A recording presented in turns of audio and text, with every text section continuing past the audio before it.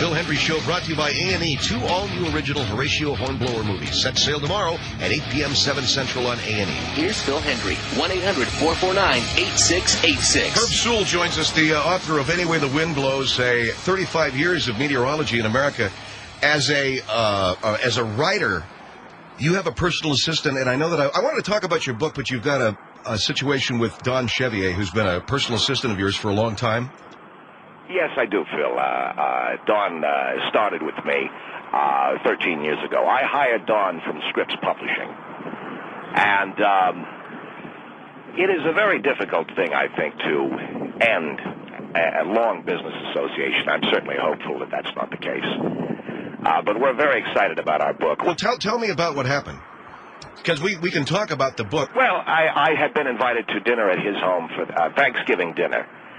And he has a lovely home out in Calabasas. And we had a delightful afternoon. Dawn was there. His wife, myself, there was another couple, and Dawn's daughter, Erin. And I've seen this young lady grow up through the years. And through the course of the afternoon, I got to talk with Erin a little bit more. And she's a really remarkable young lady. And I have to say, and I could not get Don or his wife, Cheryl, to understand that I think if you've lived a long time, you're attractive to a young woman. You're talking about yourself and Erin? I got to talking to her, and I think she was attracted to me as a man with some culture and some breeding. And I think this is natural if you take any young woman of 16 or 17 years of age, and she is exposed to a man of my age and sophistication, I think you become very attracted to a young girl finding her way in life. And she asked me if I wanted to hear some music, and I said yes, and we did wind up being intimate that afternoon. And how old is this girl? Erin is 16. But 16 years old. This is a man who works for you. Well, hold on. Erin is 16. She's much older. I had conversation with her that I couldn't have with any of my ex-wives, and I think her age is irrelevant, and that's what I said to her father. Yeah, but I want to say this to you. How old are you, Herb? I'm 41. This man invited you to his home. I don't know. I mean, he invited you to his home. He's a business associate, a personal assistant. Did you talk with him about this? No, he found out. He walked in on us. And I said... Oh, my God. Well, I said to him that it wasn't worth ruining a 13-year business association over it. And I continue to feel that way. And I would hate for Don to not understand how life works to the point where he ruins a business association. All right, I'm talking with Herb Sewell, who's an author and a business associate of his, a personal assistant, Don Chevier. You're either firing or you may fire. Because I wanted to talk about your book, but we're talking about the fact that you were intimate with his daughter. That is true. And look, the thing I like about Don is he readily assesses a situation. He was clenching his fist. Well, hold on. But can we just talk about that for a minute? You were intimate with this man's daughter? I was, Phil. Is it anything that you're proud of? I'm not proud of the fact that it hurt Don. And I'm not proud of the fact that it hurt Cheryl. Beyond that, there's nothing I can do about it. I am an older man who I've traveled. I've been to Europe. I think that's exciting to a young girl, who has not yet lived her life, and she's a little tired, frankly, of all the sticky and tired fumblings of a boy in the back seat of a car who has no experience. I did not go to that home to have... Well, you're justifying it, though. And I'm asking you, can you understand that this man who invited you to have Thanksgiving dinner in his home, do you understand that he's outraged that you had sex with his 16-year-old daughter and you're 41? I did not go to that home to have sex with her, but the girl was attracted to me. It's going to happen when you put a man like me near a young woman like that. And I told Don that this morning. The problem is he's not getting it. I don't want to have to fire him. And I think it's going to come to that. Because he's taken it very personally. Absolutely, yes. All right, as I mentioned, Herb Sewell, he's an author of 35 years of meteorology, but we're talking with him right now on our show. Do you mind taking phone calls about this? Or I think the point I'm trying to make, Phil, is that as a writer, I have a profession that is intellectual and that is naturally attractive to a young girl. And what that young woman learned from me, even for the brief time we were together. All right, 1-800-449-8686, Phil Hendry Show. Our number is 1-800-449-8686. I'm talking to Herb Sewell. You're considering firing her father. No, I'm not, Phil. This is a decision that Dawn is going to make. In other words... Well, didn't you say that you're going to fire him unless he understands that these things happen? I don't want to have to fire this man. I want to be able to say to him, let it go, let's move on. But here's one of the things that they say to you often. They'll tell you that you have to deal with all of the problems of your employees. I believe that's true to a point, but I don't think I need to deal with this. He has to understand, of all of the things in life that you need to understand, please understand that a man such as myself is going to be attractive to a 16-year-old girl. And that... Does that mean that you had to have sex with her? To be honest with you, I'm unmarried. She's unmarried. She's of the age of consent. And, you know... Well, I got to tell you something. If it were my daughter, and you had sex with my daughter at the age of 16, I would be tempted to be physical. Well, Phil, one of the problems, you talk that tough talk. Well, I'm not saying... but that would be my temptation. But you talk that tough... If you lay one hand on me, you're going to be in jail for a good long while. Additionally, the civil suit that I would file would have you paying me money for the rest of your life. Now, sometimes you have to let it go and realize that when men of my intellect and my upbringing come into your home, the women are going to be attracted. All right, Herb, would you say that, in other words, if you come into my home and I've got a daughter and a wife, my wife and daughter are going to be attracted to you? I think if they are... not necessarily your wife, but I am a man of intellect, I'm a man of breeding, I'm a man of sophistication, I'm a writer, again... if you had it to do over again, and the Thanksgiving was a day approaching... Right. Would you have had sex with this man's daughter? If I had it to do over again? Yeah, would you have had sex with this man's daughter? Well, there's nothing to stop me. In other words, he works for me. There have been no negative ramifications. I'm trying to get Don, who is a wonderful man, but he's short on understanding. I'm the boss. So, ultimately, if he wants to stay angry, he is going to suffer the consequences. I don't have to... yes, I had sex with his daughter. Would I lie and say I didn't enjoy it? No. Would I say that I regret it? I have to once again say no. Would I do it again, repeatedly? I have to say yes. Does Don have to deal with it? Yes. You see, the yes answers come for the Don side of things. You see what I'm saying? So he's got to deal with you having sex with his daughter, and there's nothing he can do about it, or he can quit. Well, he can certainly quit, but if he thinks he's going to get physical... All right, 1-800-449-8686 here on the Phil Hendry Show. Now, he was going to come on and talk to us about his book, but I don't know whether we're going to even get to that. Herb Sewell was at Don Chevier's house this past weekend. This is his personal assistant. And Mr. Sewell wound up having sex with his 13-year-old daughter. 16-year-old daughter. Because he is an intellectual, because he's naturally attractive to women that age, and because really there's nothing that his employee can do about it.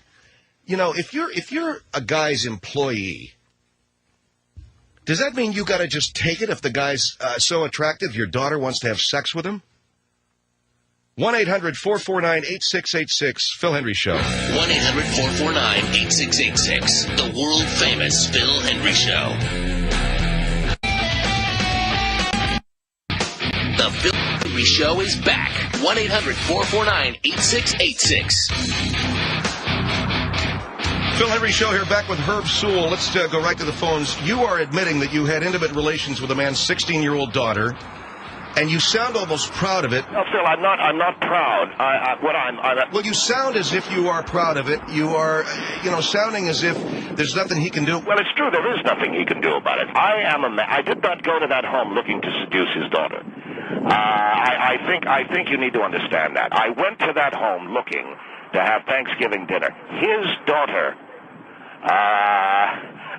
attempted to seduce me. Are you saying she wanted to have sex with you? I'm saying she invited me to listen to some music.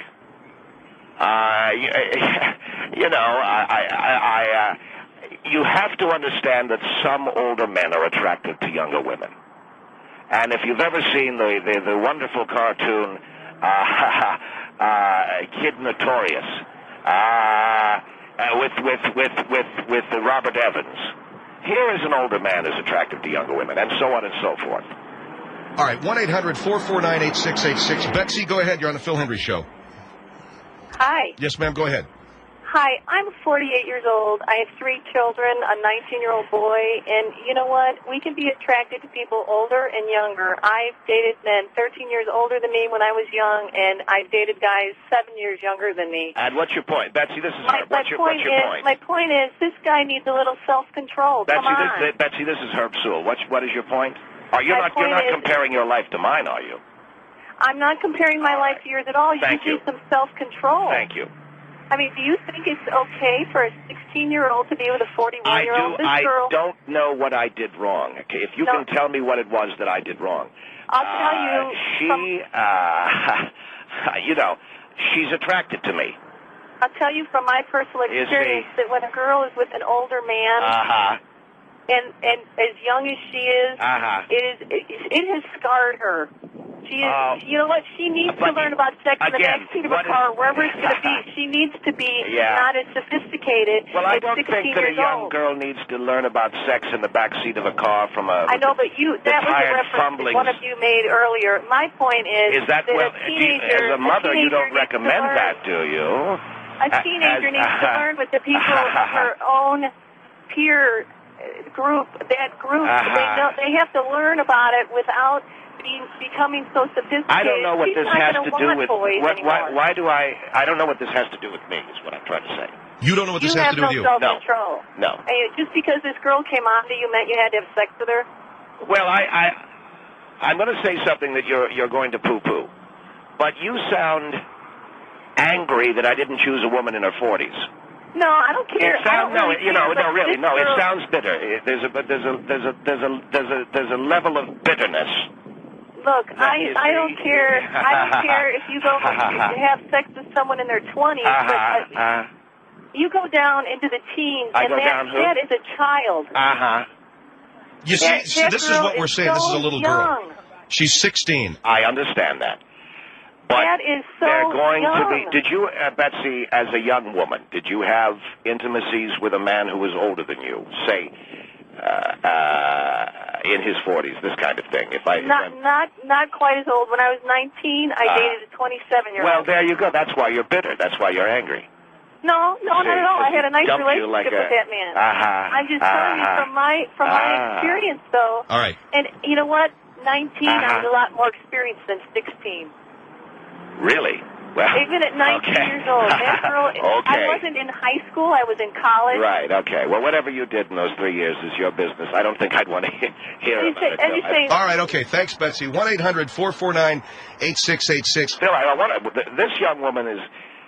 She was 16, but very, very mature. She a very mature 16-year-old. She had a wealth of experience, and again. It is a natural thing for a young woman to be attracted to a man older than her if, and it's a very large if, he is sophisticated, well-dressed, well-spoken. I did not go to that home looking to have sex with that 16-year-old girl, but do you ask me, am I a better man for it today? I'd have to say yes. All right, let me go over here to Don. Don, you're on the Phil Henry Show with Herb Sewell. Is this me? Yes, Don, go ahead. Oh, hi. Hi. I'm so glad to hear this conversation. I can't help but think that it's been staged. Her Absolutely. seems like a man that is a total egocentric. I certainly understand the idea that a gentleman of any age would be flattered by the affections of a younger woman, but to not have maintain a proper boundary or a sense of propriety with, I mean, not only a 16-year-old, but your employees, 16-year-olds, I did not in their go to that home looking to have the sexual relations with her, but you weren't looking for invited me to listen to music. It was Coldplay, and I said, well, that's good, and I absolutely decided that at some level I could have sex with the young lady, and he was my employee, so what's he going to do about it? Oh, well, there you go. What's he going to do about it? Well, what is he going to do about it? You see what I'm saying, Phil? So this is what I couldn't get through to him. You're my employee. What are you going to do about it? Here is JR. JR, you're on the Phil Henry Show. Hello. Hello, Phil. How are you? Yes, sir. Don invited me over for dinner, and I didn't ask to be invited over. I would ask your guest not to continuously cut me off while I'm talking. Well, if you've got anything interesting to say, I'd love to hear it. How about if we strike that agreement? That would be fine. Okay, I'm quite an intelligent gentleman myself. I'm 35. I have a degree in engineering. I couldn't even think of something I would have in common with a 16-year-old. Well, let alone want to be attracted. Again, what has this got to do with me? That's the whole point that we're trying to make here. I'm the one who had the experience, and I have been called on the carpet here by the host of this program. That's correct. And so I'm the one who is being sort of skewered. That's what right. your life has to do with my life, I don't get. Well, what I don't understand is you claim to be quite intelligent.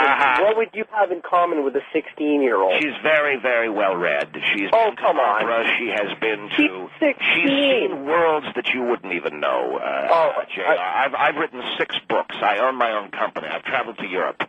I own my own company as well, and I've done quite well. I'm well traveled, and I mean, to be in your shoes, I personally. Sure, I would be flattered that a 16-year-old would come on to me. Yes. To actually follow through with anything. But I'm sorry. She's touched worlds I can only imagine. Well, yeah. Wait a minute. What do you mean touched worlds you can only imagine? She's 16. First of all, women, regardless of the age, have. I think D.H. Lawrence said it very well. Women are closer to infinity. And are you still talking? I'm sorry. JR is on the line, yeah. I'm sorry. Yes. One of the things he touches on is that he's so powerful and he's got this company. And, what is the father going to do? Well, you were saying that if he ever comes and touches you, you'll just put him in jail and then sue him. Yes. Well, it might not end at him assaulting you. People take lives for things like this. Well, my wife. And honestly, if I was the father, you would have to worry a little bit more about how long you would live than how assaulted you would be. Your idle threats, with regard to situations that you are not involved in, do not scare me. I'm just saying that you think you're so intelligent. You may not understand the reaction. I think you're making an idle threat. Well, when children come into play, you see, you're not married, you don't have kids. So you don't understand all the love and devotion you put This young woman has so much more intelligence than any of the young ladies I've dated in the past year. It was refreshing. All right, we'll be right back. All right, hold on. 1-800-449-8686. This man had sex with his employee's daughter. Phil Henry Show. Sewell joins us. He is the author of Any Way the Wind Blows. But that's not the point of really why you came on the program. I mean, we wanted to talk about the book, but your sexual relationship with a 16-year-old daughter of a business associate, you seem to feel empowered. I've been called on the carpet on this program, Phil.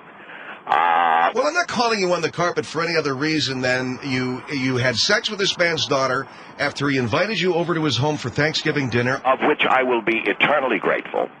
I am very grateful for that. I can tell you, Phil, that I am utterly grateful for the invitation for Thanksgiving dinner. I am simply saying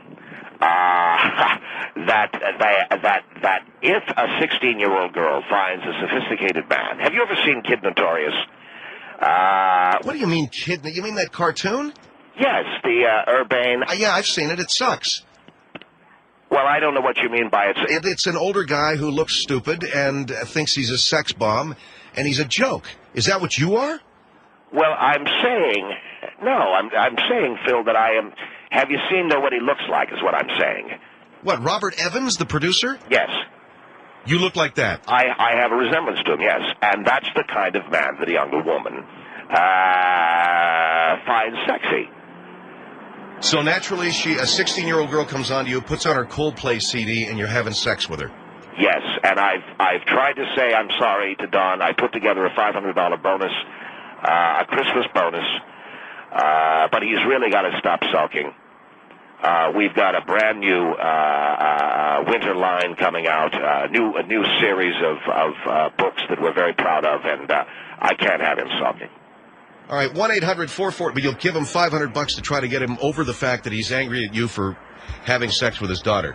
Well, it's not a payoff, but I'm trying to show him that I appreciate him. All right, 1-800-449-8686, 1-800-449-8686. Laura? Laura, yes. Go ahead, ma'am. You're on the Phil Hendry Show. Hi, I'm 20 years old, and I believe that you completely took advantage of this 16-year-old girl. When you're 16, you don't really know what you're doing, and you being the adult should have control over your actions. Well, wait, I'm not finished. And by you doing this to this man, you have a blatant disregard for your relationship with your employees. How can you be an employer and do that to your employees? Well, I didn't do anything to him, Laura. What I did was I had a moment. With his daughter, yes. Well, what am I supposed to do? Say no? Yes, you are. Well, you are an adult. She is a child. Did you ever see American Beauty? Yes, I did. I told myself after I saw that film that I would never be that stupid. Well, in American Beauty, the older man refuses to have sex with the teenage girl because she's a virgin and he realizes she's very young. That is correct, yes. And you told yourself you'd never be that stupid. Was she a virgin? Well, apparently she said that was her first time. That was her first time with you. You ruined her You're talking about my relationship with her? Yes, was that her first time having sex? I guess. I had to get a towel and... Oh, come on! That's just disgusting. Jesus! Are you proud of yourself that you've done this? Ma'am, I'm not ashamed of my... What did I do wrong? I'm simply... You are old enough to be her father. Well, but that's... You see... Look...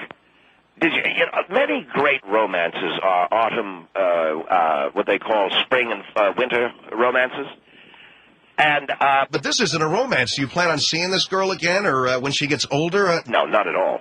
Oh, great. So you just slept with her, and left her, basically. She's 16. If that's her first time, she will be attached to you. Laura, I'm a man who's written 6 books. I own my own company. I don't care how many books you've written. That is doesn't make it doesn't. I don't care. I've traveled to Europe. The woman has bonded. This girl has bonded with you on a level that is probably to her everlasting regret. I feel assaulted. I feel raped. I feel as if you people are ganging up on me. I feel jail raped. I feel. You feel jail raped? Yes, I do. Yes, I do. Because you've jumped all over me. And you haven't said anything about my employee who's angry at me, and he works for me. You know what? I think that he has every right to be angry at you. You went into his home where he invited you to spend Thanksgiving, and you then in turn sleep with his daughter? Laura, every one of your words is like a broom handle. A broom handle? Yes. Every time you speak, it's like one more broom handle being shoved up there. And will you stop it? Good. You know what? Good. I hope that it hurts you really badly. I will always have a special place in my heart for Dawn's daughter. And now you're going to think I'm joking, but I forgot her name. It's Erin. It's Erin, yes. And I know you think I'm joking. How do you sleep at night? Ma'am, I bought a mattress. Look, do me a favor, Herb, and quit trying to do shtick. We're talking seriously about a young girl whose virginity you took the other night, and you think it's just some big joke. Thanks very much, Laura. No problem. Thank you. 1-800-449-8686. Phil, I want to say something. You're talking to me the same way Don spoke with me, as if I'm not his boss, I'm his employee. He was yelling at me and pointing his finger at me. And I backed up And I said to him, I said, who do you think you're talking to? And he said, I'm talking to the blankety blank blank who blanked my daughter. And then he threatened my life. Then he said he was going to do something to my private parts. Then he threatened my life again. And I said, you forget I'm the boss and I could fire you. And I calmed him down.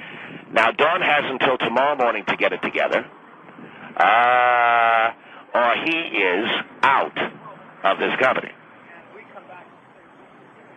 You didn't have any remorse? Oh, Phil, we've been down this road before. Will you stop talking about this as if it's your story? It's my story. 1-800-449-8686. Valerie, go ahead. You're on the Phil Hendry Show. Yeah, I've been sitting there listening to this, and this is a joke. I mean, you are a joke. I mean, honestly, I have a 15-year-old daughter. And in all honesty, if you had done that to my daughter, job or not, I would have your butt arrested. And for you to do something like that, age of consent. that is sick. What is wrong with you? Are you that insecure that you have to have a 16-year-old girl? I didn't have to at all. She was very attracted to me. Let's consider, though, for a moment, if we could, Herb. Yes? Thanksgiving afternoon at your friend's house with a 16-year-old while they're down watching football, and he's invited you to... Did you have anywhere else to go? No, all of my friends are back east. So this man invited you over to share his table on Thanksgiving Day. It was very gracious of him, and I told him that. And how do you repay him? You have sex with his daughter. And he is not, I mean, has he threatened to have you arrested? I mean, you actually did that with a child? How is he going to have me arrested? She is underage. She is the age of consent. Oh, please. A 16-year-old Valerie, girl what color is hair not does your... at the age of consent. Well, I don't know what state. I don't know what state. Child. In the state of California. The girl asked me to come and listen to some Coldplay. I did what the young hostess asked. Am I really supposed to tell her to go to hell? How would you like... What if you had a 16-year-old daughter and someone did that to you? How would you feel? Would you say Valerie, it's okay? Valerie, what I always like to say... okay? Valerie, what I always like to say is, I'll have a 16-year-old wife, but by the time I have a 16-year-old daughter, I'll be dead.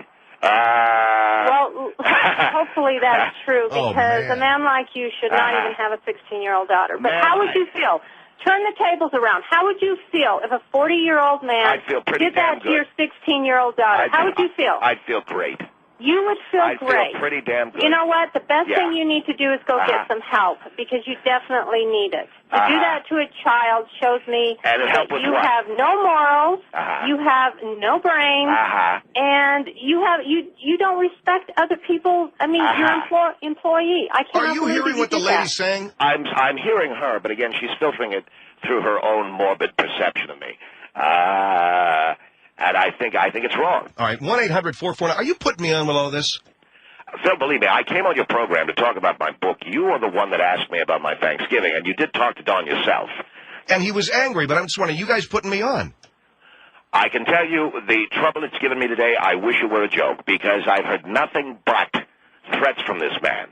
And as I said to him, he's got until tomorrow morning to get his act together, or he can satchel up all of his stuff and get his ass out of my company. Here is John. John, go ahead. You're on the Phil Hendry Show. John? I'm sorry, yes, sir. Go ahead, John. You're on the air. Thank you. I'm not sure this gentleman's name. I did not understand his name. Herb Sewell. Herb Sewell, sir. Herb. Okay, yes, Herb. Well, I applaud your gonads for coming on the program, but I think you're a sick individual. And if it would have been my daughter, and I do have a daughter that's 22, Here we go please don't interrupt me. I've been listening to you. Why do we care what you do? It wasn't you, it was me. Let me speak, okay? This is my opinion. And my opinion is if you would have been having sex with my daughter, I will face a jury trial because I would have taken a baseball bat to you, and I would have removed your genes from the gene pool. And I'd sue you. I think you're a sicko, and you're one of the problems in this country. You'd be my slave. Your opinions on how you think you should be allowed to behave with other people, especially a 16-year-old. I would have done the world a favor and taken you out. And she played Coldplay for me. I could care less if you're the boss for you to say. What are you going to do when I say to you? And if this man does anything, he's out of your company? John. What kind of company do you think you run? John, what are you going to do if I have sex with your daughter? What? You going to tell me what to do? I'm the boss. I'll break your neck. Do you understand? And then I'd fire you. I would break your neck. I would fire you. You wouldn't be able to fire me, dude, because you'd be paralyzed from the neck down. Well, if you lived. But I wouldn't have gone to... lived, and I'll take my chances with a jury. The good news is this, John. I'd never go to bed with your daughter. I like women with teeth. Yeah. You know, the thing is my 16-year-old daughter has more sense than you do as a 41-year-old. I would never disgrace your daughter by going to bed with her. I like them under 300 pounds. Oh, my daughter doesn't weigh 300 pounds, dude. Oh, you've seen her naked? Okay, now look it. Well, this guy wants to talk about his daughter. Let's talk about her. Has she got all of her teeth? I got all of her teeth. What was your name? My name's Herb Sewell. Herb, would you give out your address, Herb? Yes, I will. Okay. All right, ready? Sure. 631 I Like 16-Year-Olds Avenue. Yeah, you're not totally crazy, are you? Because you know there's some people out there in California that come and pay you a visit for taking care of this 16-year-old. All right, I live at 2121 103rd and Avalon, Watts. Yeah. Don't want to come down there either, do you? All right, look, guys, we don't need... John, you're a good man. I'd like you to work for me. Yeah, no thanks. I wouldn't want a job with you. John, thank you. Because I have morals. No thanks. You couldn't pay me to work for you, buddy. You could not pay me 6 figures or 7 figures. Well, let me tell you, the 16-year-old... I don't want to work for a person like you. The 16-year-old because I have morals. I'm a better man for it, I'll tell you that.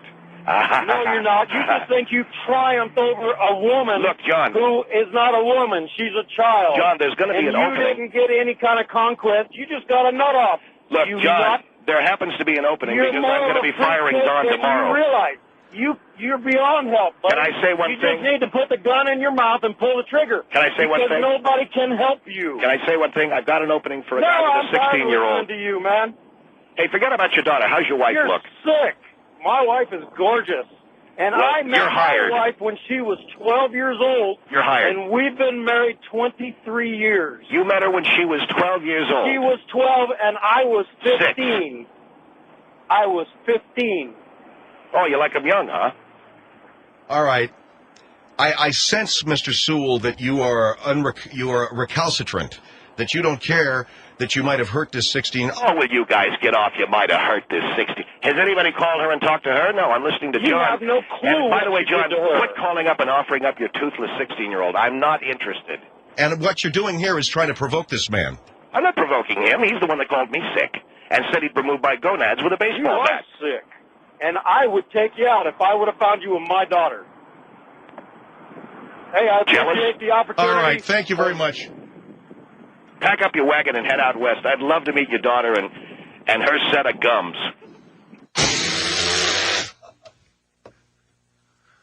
Herb Sewell. God, not a few days after Thanksgiving, the guy had sex with a guy's 16-year-old daughter, the sick bastard. Don't worry about it, folks. The cops are on it. 1-800-449-8686. This is the world-famous Phil Hendry Show. The Phil Hendry Show, 1-800-449-8686. On the peripheral edge of reality.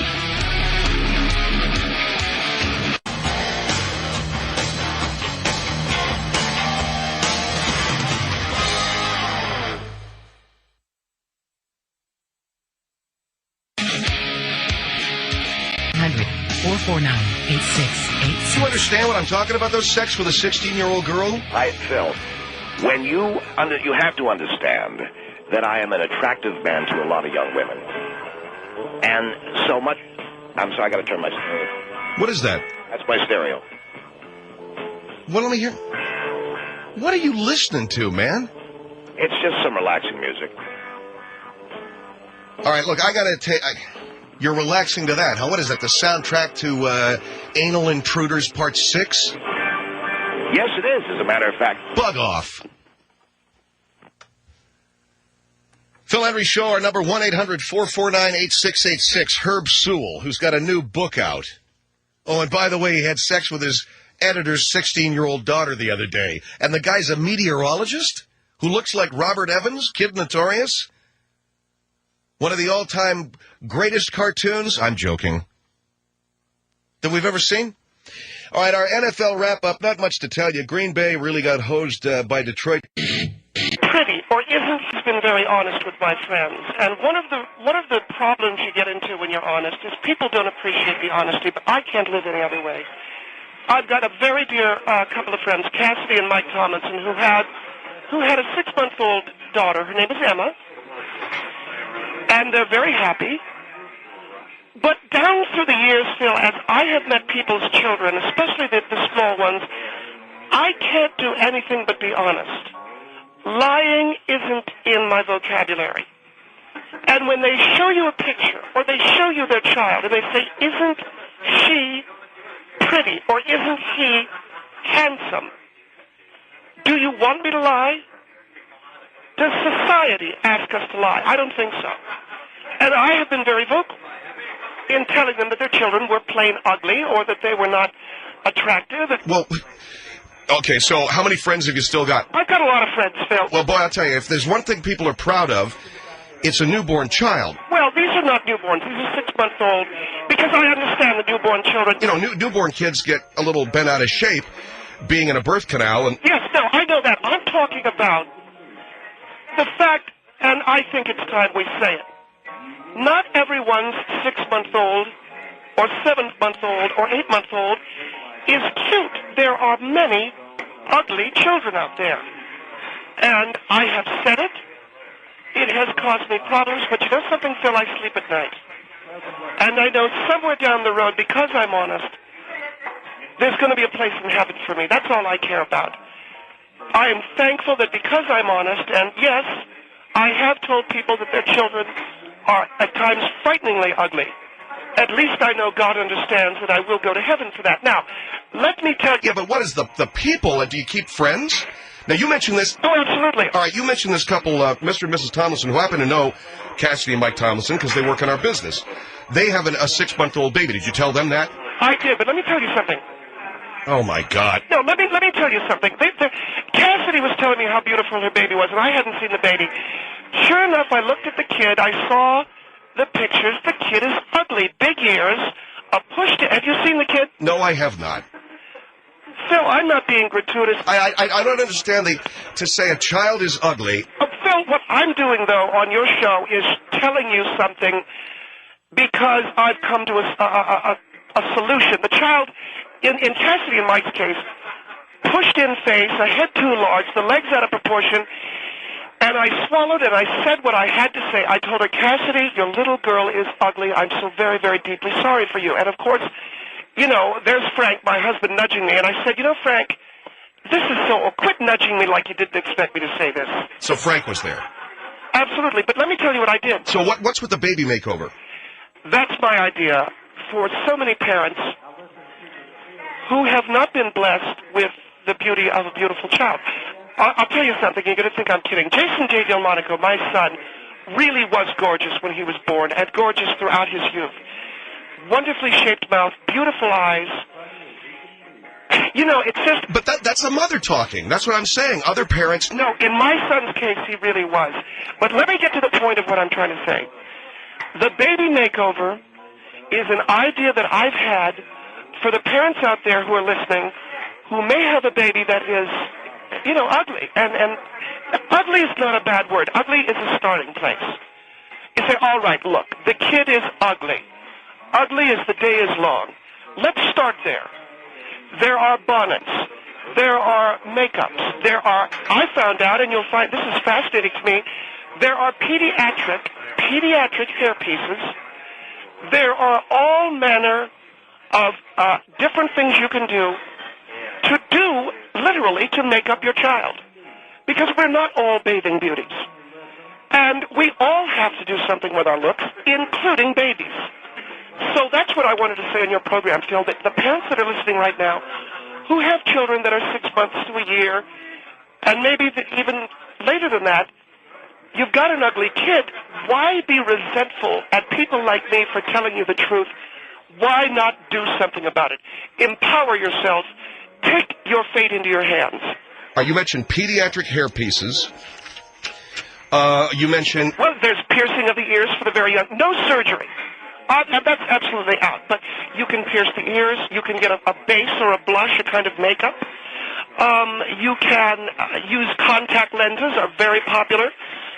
For if your child has one of these oversized heads, bonnets, large ears, a bonnet will push the ears back. You know, this is what I'm talking about. Don't resent the world for saying what someone should have said. Your kid is frightening looking. I don't mean to say that. Well, you're saying it with a gusto and a relish and an eagerness that is almost hurtful. I feel like if I'm doing that, I'm sorry. Well, it is. Your kid is frighteningly ugly. How about your child is, kind of plain looking? All right, that's fine. I just don't play that. As my son likes to say, I don't play that. I'm honest. I don't play that. Sort of waffling with the truth. That's not waffling with the truth. That's taking someone's feelings into consideration. Margaret Gray is with us. She is a columnist. 1-800-44... What's our number? 449? 1-800-449-8686. I'm sorry. I watched a lot of football this weekend. There was at least one bottle of tequila consumed. What do you want from me? 1-800-449-8686. Is it right to tell someone that their kid is ugly if you've got an answer to the problem, which is in your case, Margaret, these baby, what you call baby makeovers? Which, Phil, by the way, no one has ever thought about it until I came up with the idea. No one has ever thought, well, you know something, rather than just face the fact that the kids are ugly, or some of them are, what about a baby makeover? What about a little bit of makeup here, a little pediatric hairpiece, a bonnet, some curls? I saw a child, and she's a sweet little thing, but God was she ugly. She's the daughter of, Paul and Cherise Clemson, don't you? The two people that work... The people that work at the LA Times? Yes. Okay. They've got a daughter that, with the misshapen ears and the buck... Jesus, Phil, you want to drop to one knee, bury your head in your hand and weep. But what I did is I said, you know something, what we're going to do here, I said, don't you worry about your daughter being ugly. Let's make her the beauty she can be. And, of course, what winds up happening is people thank me. They don't resent you. No. Once they recognize what I have done is been honest enough with them to say, you've got an ugly kid, they thank you, they take your advice, and what could have been a lost friendship is a found friendship. All right, now I wanted to find that out. Somebody says to me, your kid's ugly, but here's how you can make them look better. I'm not going to necessarily feel good about that. No. The opposite. People appreciate it. People appreciate it. Absolutely, because, Phil, it's one thing to give people the bad news with no solution. It's another thing to give them the good truth, and here is a way out. All right, let's start with this. Your baby's born. At 6 months, no way is that kid getting into any baby contest, no baby pageant. It's ugly. It always will be ugly. What do? Do you want to sit there and resent God? Do you want to hate God for it? Do you want to hate your genetics for it? Or do you want to be proactive, get a hairpiece for the child, there are little chin straps. This sounds comic, doesn't it? A hairpiece and a chin strap? Yeah. But there are pediatric devices that can lift the chin and do there is tape that is used in Hollywood to this day that can lift sagging areas or wrinkles. See, to me, I think it's so sad when I look at a baby, and I've literally got to kind of turn my gaze away because someone says, oh, here's my baby, and you want to just, thank you, could you please put your picture down now? I'm eating. I'm kidding about that. Well, that's a cruel thing to say, Margaret. But what I'm saying is that a baby can sense that the displeasure that you're taking. An ugly baby can affect the entire family. It promotes a lack of confidence with the parents and the siblings. And the baby itself grows up to be angry. So that's no recipe for happiness. All right, Margaret Gray with us, 1-800-449-8686. If someone told you that your baby was ugly, but gave you the way out, which is a baby makeover, that is maybe a little blush, a little makeup, a little piercing of some ear piercing, some contact lenses. They have these pediatric devices, bonnets, etc. Would you then appreciate the advice? Or is being told that your baby's ugly bad enough? For me, who cares what the baby looks like? 1-800-449-8686, 1-800-449-8686, Phil Hendry Show. The Phil Hendry Show, 1-800-449-8686, relocating the edge and jumping over. 1-800-449-8686, The Phil Hendry Show is back. But I just think it's presumptuous. Well, you're talking about, Margaret Gray is with us, you're talking about people showing pictures of their babies to people at work. It's presumptuous to assume, Phil, that people think the baby is going to be cute. They're going to think that what you think. You're looking through the eyes of love, which they're flawed. They don't show you reality. You show the picture of your kid at work, and the kid just isn't that good looking. You know, people have to lie. They've got to sit there and go, yeah, really good looking baby. What? That's an imposition on your friends, and it's an imposition, I think, on their morality. Why not accept the truth? Your baby's ugly, and think about these makeovers. I don't know the point of telling people that their babies are ugly. Here is Marie. Go ahead, Marie. Yes, hi, Joe. Thank you for taking my call. Yes, ma'am. I just want to make a comment that that lady on the radio, he doesn't have any right to tell her friends that their baby is ugly, because in the eyes of those parents, their baby is more beautiful than anything else in this world. But don't you think it's good to give them a bucket of water? No, you don't have any right to say that. How would you feel if somebody told you that your baby's ugly? Well, first of all, if someone said to me that Jason J. Delmonico was ugly, I know that they were jealous because he was gorgeous. Well, see, you're speaking from your mother point of view, though. Well, can I ask you this? Why else is he a child television actor if he wasn't gorgeous? Well, I don't know. Well, I mean...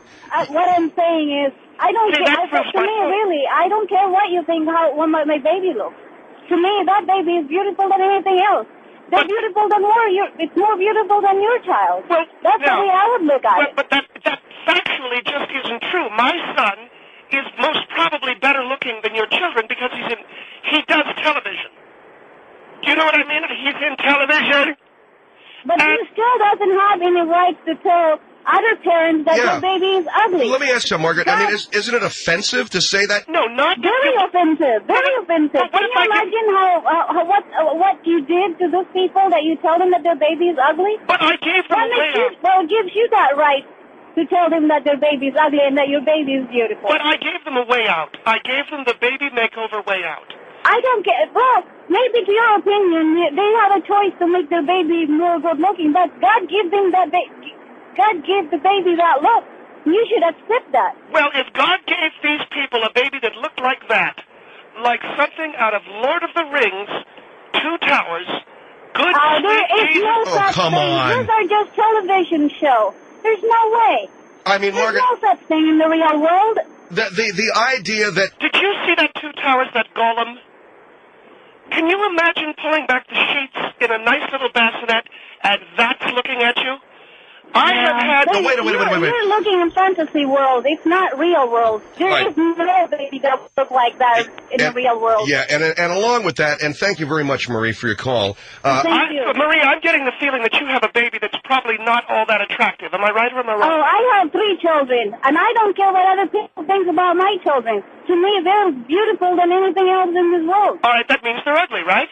They're not ugly. But then why would... Oh, come on, Margaret. That's my point. All right, it could be ugly to your eyes, but to me, they're beautiful. Very well said. Thank you very much, Marie. 1-800-449-8686. Let's go over to Monica. Monica, you're on the Phil Hendry Show.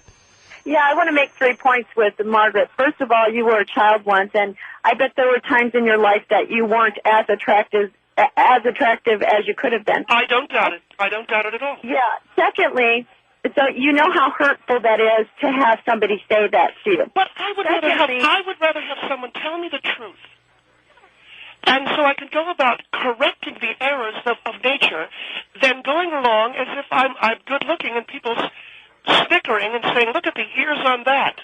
Secondly, I'd like to just mention that usually what's on the outside, what comes out of our mouth, reflects something very deep within us. So when you use the word ugly and you're projecting that onto somebody else, maybe you're not feeling so great inside. Maybe you're feeling kind of ugly inside. I don't know what you're Well, I don't know what kind of dime store psychology you're using right now. I'm a newspaper writer of great experience. Do you have children? Yes, I do. All right. You're well aware of... I'm sure you've seen pictures of friends' babies and you've thought, wow, is that kid ugly? I've never thought that. You've never seen an ugly baby. Now, come on. No, I haven't. I've seen lots of babies. I've seen chubby babies. I've seen toothless babies. I've seen babies with lots of teeth. Ugly as the day is long. Babies, and every baby, in my eyes, is beautiful. I don't think I've ever seen an ugly baby. Well, I'll tell you something. After almost dying at childbirth, giving birth to my son, I can look at babies in a way that other mothers don't. I see a baby as potentially dangerous. It's potentially lethal. I don't know if you ever read Ray Bradbury's short story, The Small Assassin, which is a fantasy book, but in that story, the baby takes a scalpel to his own mother's throat. Now, this is another way of looking at children. What? What are you talking about? Did you read... The Small Assassin is some science fiction thing that Ray Bradbury... I mean... First what? Phil, the idea that babies are not ugly just does... I think that you're lying to yourself. Go ahead, Monica. Thirdly, Margaret, what you need to realize is we could nitpick everybody, and we could tell everybody that there's something wrong with them. For instance, I could say, you have an ugly voice, Margaret. You need to go have a makeover on your voice. Well, now, how do you do that? I smoked cigarettes for 30 years. I'm sorry if it doesn't please you. Well, you could but go again, to some class and learn how to talk more politely and lower your voice and do this and do that. Do you have children? Come on. Do you have children? Yes. All right. So I'm not allowed to go up to you and say, your baby's ugly. You have the right to say whatever you want. There you go. But be that as it may, people may be happy with their children. Thank you, Monica. 1-800-449-8686. Betty, go ahead. You're on the Phil Hendry Show. Hello, this is Betty. Hi, Betty. Go ahead. You're on the Phil Hendry Show. Margaret, I would like to say something to you. I don't know if you've ever heard this saying or not, but beauty is in the eye of the beholder. Well, you know that's a load of poo-poo. That's poo. You are a very opinionated lady. Well, no, I'm simply trying to save mothers years of heartache by running around thinking their kid belongs in some beauty pageant for babies. You know what? Not everybody wants to put their children in beauty pageants because we spend too much time today stressing beauty. That's what's wrong with this world. All people want to see is beautiful people. There are a lot of wonderful, beautiful people out there. They might not be gorgeous from the outside, but they have fabulous, beautiful insides. And let me tell you something. Well, God is not appreciative of your unkindness because I don't care how you put it. Wait a minute. You are being very unkind. God wants you to be honest. Thou shalt not lie. But you're not lying when you're being vicious. No, I'm not. You're bearing false witness. No, and let me say something. Betty, there's the way you'd like it to be, and there's the way that it is. I live in the world that is, not the world that I'm not off in Fantasyland thinking my child looks like right off of a Gerber's bottle. Honey, let me tell you, you are so much in Fantasyland, you don't have any hope of coming out of it. Honey, what do your kids look like? Something out of It's Alive Part 2? No, my oldest daughter has been a professional model for years. All right, hold on, hon. 1-800-449-8686. Do you appreciate it when someone tells you your kid's ugly? 1-800-449-8686. The Phil Hendry Show. 1-800-449-8686. Communist influenced.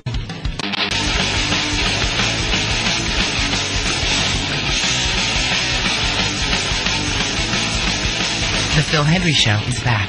1-800-449-8686. I'm talking with Margaret Gray. Margaret, on October the 15th, your column are you there? I'm sorry. Yes, I'm right here, Phil. All right. You're on October the 15th, your column that was published locally here in the Orange County Courier was titled Wake Up and Smell the Ugly, right? Yes, it was. And there were a lot of complaints. Phil, there's always complaints with my columns. I'm known as controversial. I am known as a tell it like it is kind of columnist. I tell it exactly as I see it. I don't pull punches. And I'm sorry if I broke the bad news to a lot of the parents out there. Hi, I'm Margaret, and your child is scary looking. And I'm really sorry if that was, but I've given them a way out. The baby makeover. But you said you don't believe in surgery, but you were suggesting chin tugs, collagen shots. I think some infants could use collagen shots. Yes, that's how ugly they are. All right, let me go to PJ. PJ agrees with you, but you're not a mother, are you, PJ? No, I'm not. Okay. And PJ, you understand what I'm saying. You've seen babies, especially. Do any of your friends have children? I have friends who have kids, and actually some of them have been very hideous, and in my personal opinion, parents need to realize that it's not the cutest baby in the world. Exactly. Now, are you in favor of the government stepping in? Stepping in? Yes. What do you mean stepping in? Yeah. In other words, if a child is in need of a serious makeover and perhaps plastic surgery, do you think at that time the government should just go right ahead and say, you know what, this is way over your head. Let's have the baby. We'll use some facility. See, no, I don't agree with that because I believe, as an adult, the child can make the decision. If they're ugly, they can go get plastic surgery. As a baby, they can't decide, you know what I mean? But the rest of us are victimized. We have to. I don't necessarily believe we're victimized. I mean, I do think there are some ugly kids that shouldn't necessarily be plastered on TV and in pageants, but I don't think we're victimized by an ugly baby. Well, but we have to sit and look at it, And well, what do you mean the government should step in? You mean take the baby and force plastic surgery on it? If they're going to do things like stick the kid on TV and we got to look at it, and this young lady knows what I'm saying. I completely agree with your statements here, but I don't understand why the government should take the child. I understand it's an ugly kid, but it's not even going to be able to grow into plastic surgery. The child can decide as it gets older. There's a lot of ugly adults out there too, There's not just ugly babies. But here's the thing: a child can grow up ugly. Or the government can step in and do something about it. By the time that child's an adult, he may not have the income. He may not have the resources to get plastic surgery for himself. But if a kid's born, and his face would make a freight train take a dirt road, and you know what I'm talking about, don't you, darling? I completely do. Then I think the government can step in, take the child from that family, give it the needed plastic surgery, and then assess whether you return that child to the family. Now, wait a minute. Why would you assess that? Because it's not the family's fault the kid's ugly. Some babies turn out ugly and have miscarriage. Well, once the child, though, is returned to the family and the child's good-looking, now you've got all these inbred ugly people. You know what I'm saying, don't you? I completely do. What are you talking about? Inbred? Yes. You can't. Look, if you've got a brother inbreeders shouldn't be allowed to have children in the first place. I believe there are a lot of people that shouldn't be allowed to have kids anyway. Do you have any idea what a difference it makes when a baby has permanent eyeliner on and a taped neck? So you believe in glamorizing a child by putting makeup on it? That's more revolting than an ugly baby is. There should be no child that has makeup on. Tape the neck up. All right. Look, PJ, thank you for your call. Oh, no problem. But if you bring that child home after expensive plastic surgery at the public's expense, and why the hell do you want to put your tax dollars into reforming ugly children? That's ridiculous. Well, for God's sake, they grow up to be. Don't you think they'd thank you when they got older? Yeah, but I don't want to put my tax dollars into a lot of things I have to put it into now, let alone putting it into pay for somebody's ugly kid. But the fact is, when that kid grows up and is getting more ass than a rental car, then you... All right, I don't need to hear this. PJ, thank you very much. Oh, love the show. Yeah, thanks. Here is Barbara. Hi, Barbara, you're on the Phil Henry Show. Thank you. I wanted to talk to Margaret, and I wanted to tell her... Yes, hi, this is Margaret Gray. How are you? I'm fine, thank you, but I want to tell you, I have 3 children. And the third child was an ugly child. I admit that he was an ugly child. You admit it. Finally, you admit it. But wait a minute. You listen to me. God made that child, and as it turned out, God was right. By the time he was grown, he is a handsome young man with no help from either you or anybody else about any artificial means. God gives us these children. What about a hairpiece? Pardon? What about a hairpiece, a pediatric hairpiece? Heavens, no. That's the most ridiculous thought I've ever heard of in my life. Well, if it's ridiculous... Wait a minute. If you see a child who is not pretty in your eyes, remember he's loved by his parents, he's loved by his God, and if his parents see that he has big ears and they need to be pinned back, they'll go to a surgeon. But you don't need to say that's an ugly baby. You can just say, my goodness, he's got pretty long hands. He may be a pianist. Or you may say, look how the size of his feet. He may be a big football star. But you don't need to tell a person that they're ugly. You didn't just say the word pianist, did you? What did you say? Pianist? A piano player. A pianist. I'm sorry. I thought you were talking about a player. Look, the song, Barbara, the song is America the Beautiful, not America the Land. I heard you. Wait a minute. I want to talk to you. I don't want to hear you. I want to talk to you. You said you were a newspaper lady. Yes, that's fine. Yes. That's odd, okay? You said you had a son in TV, so he's bound to be good looking, but that's not necessarily true. Because I see a lot of ugly people on TV. Not okay? ugly children. Not ugly children. Not ugly children. You need to keep your opinion to yourself when you see a child. The Brady Bunch were ugly. Instead of hurting someone. Name one child on television that's ugly. One child? Yes. Well, I'm from an area. I see several on my local TV, okay? Well, maybe if you stop producing them. I'm joking. That's a little bit of a joke. You know, that's insulting. Well, I'm sorry, what? Well, you said she's not insulting me because she doesn't really have the couth to do that, okay? I was kidding around. I thought because of Barbara's accent I could make an inbreeding joke and she'd understand it. I know that you... Well, yeah, because I'm Southern and ignorant, and I'll tell you what else I am. I'm fat and I'm white. Why did you okay to make jokes. Wait a minute. It's okay to make jokes about Southern people. It's okay because they understand this inbreeding stuff. Can I ask you a question, Well, I've got news for you. We've got more morals in our little finger than you do in your left hand. Okay? All right. And tell me this. If you have morals... when you're around a baby. Wait a minute. If you have morals, then tell me why. Why did you put yourself through years of embarrassment strolling that ugly brat around when you could have gotten a nip and a talkative... And let me tell you, had I met you on the street and you told me he was ugly, I'd have beat the snot out of you.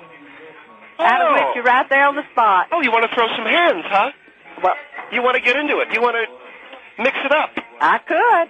You know, I would protect my child. You would not call him ugly. I'll tell you I have that right, but you don't. I'm a lady, but I don't mind mixing it up. And when I told What's-Her-Face that her kid was ugly, Frank and I had to back out of that house. Well, let me tell you what. With a broken beer bottle in our hands. A true lady wouldn't be fooling with a beer bottle to begin with. No kidding. And they also wouldn't tell someone that their child was ugly. A true lady wouldn't. She'd have better manners. Can I ask you a question? Were you ever tempted to put your son in a sack and throw him in the Mississippi River? No. No? All right. Even though you did it to all those kittens. All right, get her out of here. Get her out of here. Barbara, my apologies. You don't have to apologize to me because I know the type. They think they know everything. Yeah, they know everything, and they've got the answer to everything. That's right. That's right. Hold on for a minute. What, Margaret? You know, I believe Barbara has the wrong impression about me. I'm a mother, she's a mother. I love my children, she loves her children. I don't know why we have to argue. We don't have to argue, but you don't have the right just because you're a mother to tell somebody else, another mother, that their child is ugly. I'm going to give you an opportunity to assess my singing voice, and I want you to be honest. Tell me if it's good. Will you please do that for me? If your singing voice is no better than your speaking voice, you're way off track. I smoked a lot of cigarettes as a young woman. I'm sorry. Well, I realize it's harshened me up. That's something you shouldn't have done. Here it is. You're going to sing? Don't make this lady listen to it. I want to. All right, Barbara, thank you very much. It was nice talking with you. You're welcome, and I'll hear her on the radio, and I still, Miss Henry, I appreciate you letting me call. I hope you can find and no matter what she says, no one has a right to tell somebody that their child is ugly. Thank you. Your child's ugly. All right. Yeah, you know something, that's... Bill, I've been trying to lighten your program up with comedy, with an effervescent style. Well, let me do that, not you. All right, Lloyd Bonafide is here, Phil. He and I work together at the Youth Center in Alhambra. And how you doing, Mr. Henry? This is Lloyd Bonafide. Yes, sir. To what do I owe this?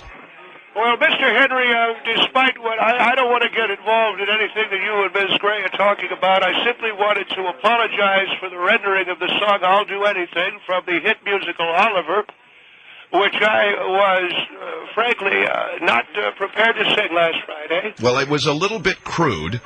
And Phil, that's exactly why I said to Lloyd, come back, let's sing the song again in a way that I think would make you proud. And that's what I want to do, Phil. Why? I don't need you guys to sing. You know, the awards were on Friday, the Dumbass of the Year awards. Because we'd like to do it. How about just because? How about just because the sun is up, we're alive, it's a beautiful, beautiful world to live in, and we're Americans. Why not that? Well, I mean, Jesus H. Christ. Everything. Will you watch your language, please? I'm sorry. But everything has to be a reason. Well, Phil, for one side, would agree with the lady. All right. Go ahead and sing it. So what's it called? It's called I'll Do Anything for Oliver. It's the same one, Mr. Henry, that we attempted on Friday. Oh, okay. Go ahead. Oh, wait a minute. Here we go with the 1, 2, 3, and what? Phil, I come from a theatrical background. I need to count it down. I'm sorry if you don't understand that. All right. Go ahead. 1, 2. Could you tell him to shut up? Hey, the guy on the piano, shut your hole. Shut the sewer under your nose. He's still playing. All right, I'll deal with him. I'll deal with a piece of turd. Don't worry about it. Just sing the song. 1, 2, 3, and 1, 2, 3, and 1, 2. Heel kick, twist, twist. I'll do anything for you, dear. Anything for you mean everything to me.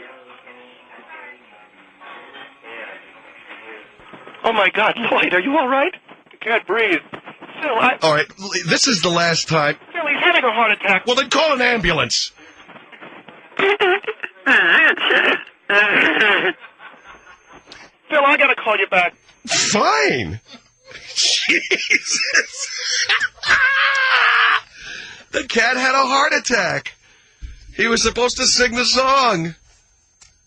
All right, we'll be back. Phil Hendry Show, 1-800-449-8686. The Phil Hendry Show, 1-800-449-8686. FUBAR. The Phil Hendry Show is back. 1-800-449-8686. All right, can we do this then? I'm sorry, folks. Margaret Bray is back. You know something, Phil? You really don't have a lot of compassion, do you? A man almost died just minutes ago, and you're like, all right, can we do this then? Mr. Henry, I'm sorry, but I was lean corned beef that it's stuck in my... All right, I understand it was meat stuck in your throat. Go ahead, sing the song. Jesus. What a butthole. Just sing it. 1, 2, 1, 2, 3, 1, 2, 1, 2, 1, 1, 1, 1, 1, 1, 1, 1. Oh, I'll do anything for you, dear. Anything for you means everything to me. Would you climb a hill? Anything. Wear a daffodil. Anything. Mark it on my nose. All right, that's what I thought was going to happen. See, right there. I knew that was stats. I knew they were just angling to get that on the air, and guess what? All right, Vernon Dozier with us. He was on the show last week. Mr. Dozier is a high school coach who... Canosa joins us from Jetem, which is his lingerie store on Ventura Boulevard. All right, you're originally from South America, but you talk to your customers about this immigrant issue vis-a-vis President Bush and President Fox, that President Bush is going to legitimize the migrants. That is correct. In the United States. And, I lost the sale the other day, Philly, in my store because a woman I was helping made a statement. We were talking politics, and I like to talk politics, especially with women, because they are sometimes so delightfully innocent. And she said, the Mexican people should be grateful to America because Americans have built such a wealthy country. And I should not have done it, but I couldn't help myself. I burst out laughing. You started laughing? Yes, that's such a stupid and naive statement. But as an immigrant businessman, I feel it's my duty to help educate people. As Vicente Fox has finally educated this guy Bush. Why did you laugh, and what did you mean Fox educated Bush? Well, it's not difficult to see. America is a wealthy country today because of the millions of Mexican immigrants who work here. But the Mexicans are better off because of America. The Mexican worker, it's not the Mexicans who are better off. The Mexican worker comes here, takes care of the baby that the white woman doesn't want to take care of, cleans the home that the white woman does not know how to clean, picks the vegetables for the white farmer who does not have a clue as to how to pick a vegetable or harvest. Well, I'm not disagreeing that immigrants have been a very big part of America, sure. Well, that's something else that I want to mention. You say immigrants. This misnomer that Italian immigrants, Irish immigrants, Russian immigrants had an equal hand in building America, which I'm glad to educate you is not true. The Mexican immigrant has been the single most important immigrant in America. He has done more work, all kinds of work, than any other immigrant. Let's remember that Mexico knows America very well, since a very large portion of it used to be about Mexico. All right. Okay, we can argue this, Rudy. You know, you're telling a woman, you burst out laughing at a woman in your store today when she said that the Mexican workers here should be grateful they're in America. Well, I did. I should not have done it. It's not professional. But I couldn't help but laugh at this woman who says, you know, like so many of the women who come to my store, oh, the Mexican is. I laughed at her. I said, you are. And I'm thinking to myself, she's very beautiful. She's a young lady who comes to my store a lot. But I'm thinking, wait, you're kind of stupid. You're a stupid little cow to say this, because she's a stupid cow? Well, she's look. I love to look at the women and to laugh with them and to talk business with them. And they come out the lingerie, and I'll say, you look lovely. And there's a Latin kind of a Latin habit the men have when they say a beautiful woman. They'll say la la la la la la la la. You know, to let her know she's beautiful. And so this is the level that I speak to the women on. But when they begin to tell me about Mexican politics, or if they try to tell me about Latin American politics, especially when it has to do with the immigrant situation, I have to laugh at this. I have to laugh. She's like a cow, you know. She's like all right. In your country, you may refer to women as pigs and cows, right? Well, no, you are not understanding the context. Well, it's hard for me to hear you say that the woman was like a stupid pig, and not think it's negative. It's not negative from the standpoint.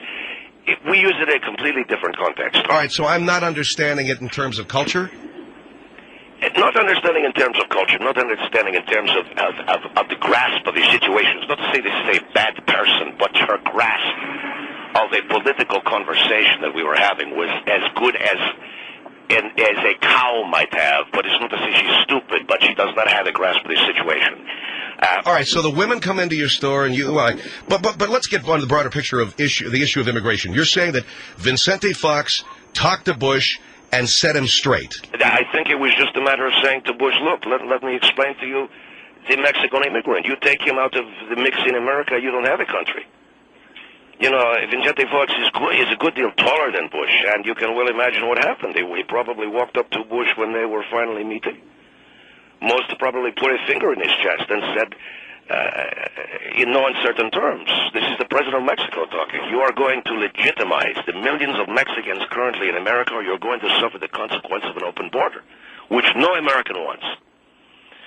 And an American border being that we're just virtually, we cannot check the immigration. We'll not be able to check the immigration. It's just a matter of saying the word, if you will. It's not that Vicente Fox would do that, but all you have to say is, you know what, we did our best. The Americans, and again, this is the context I use. The Americans are like pigs. They're like cows. They don't understand. And the border becomes open.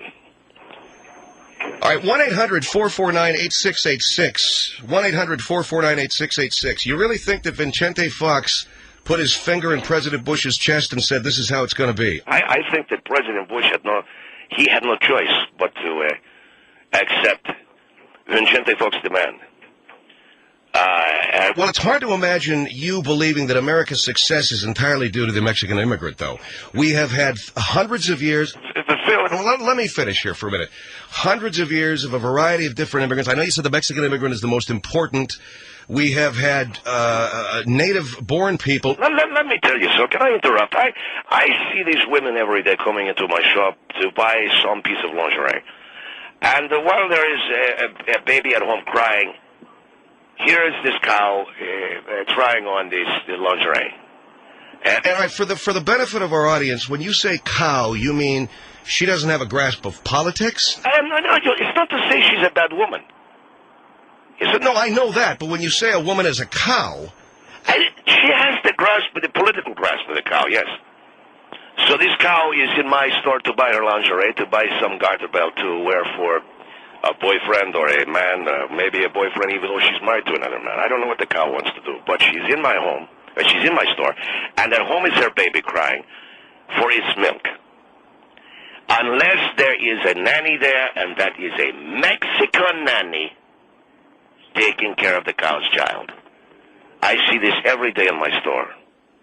It is difficult for me, Phil, because I love my customers, but sometimes I can't help but think of them as these pigs who let the Mexicans pick the celery and the tomatoes and the cucumbers, that they will have them, that they will then have their Mexican cook up for them.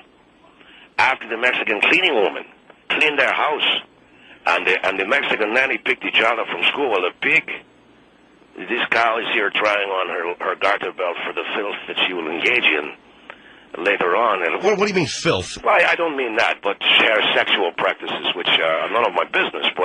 And again, these women that come out to the store, to let them know that they are attractive, even though in my mind, many of them are cows for what they do.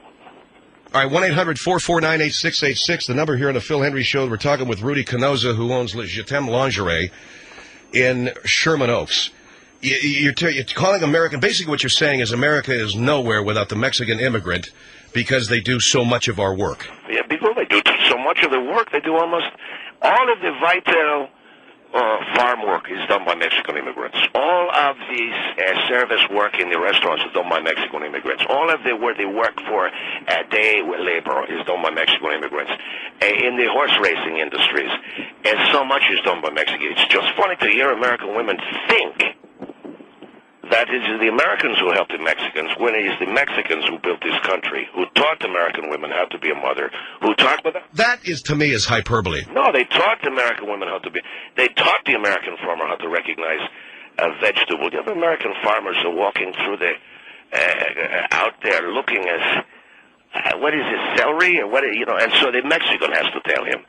You're telling... This is hyperbole. You're telling me American farmers wouldn't know celery? They have a Mexican to take. How come you see... Jose, what is this? Senor, that is a radish. Thank you.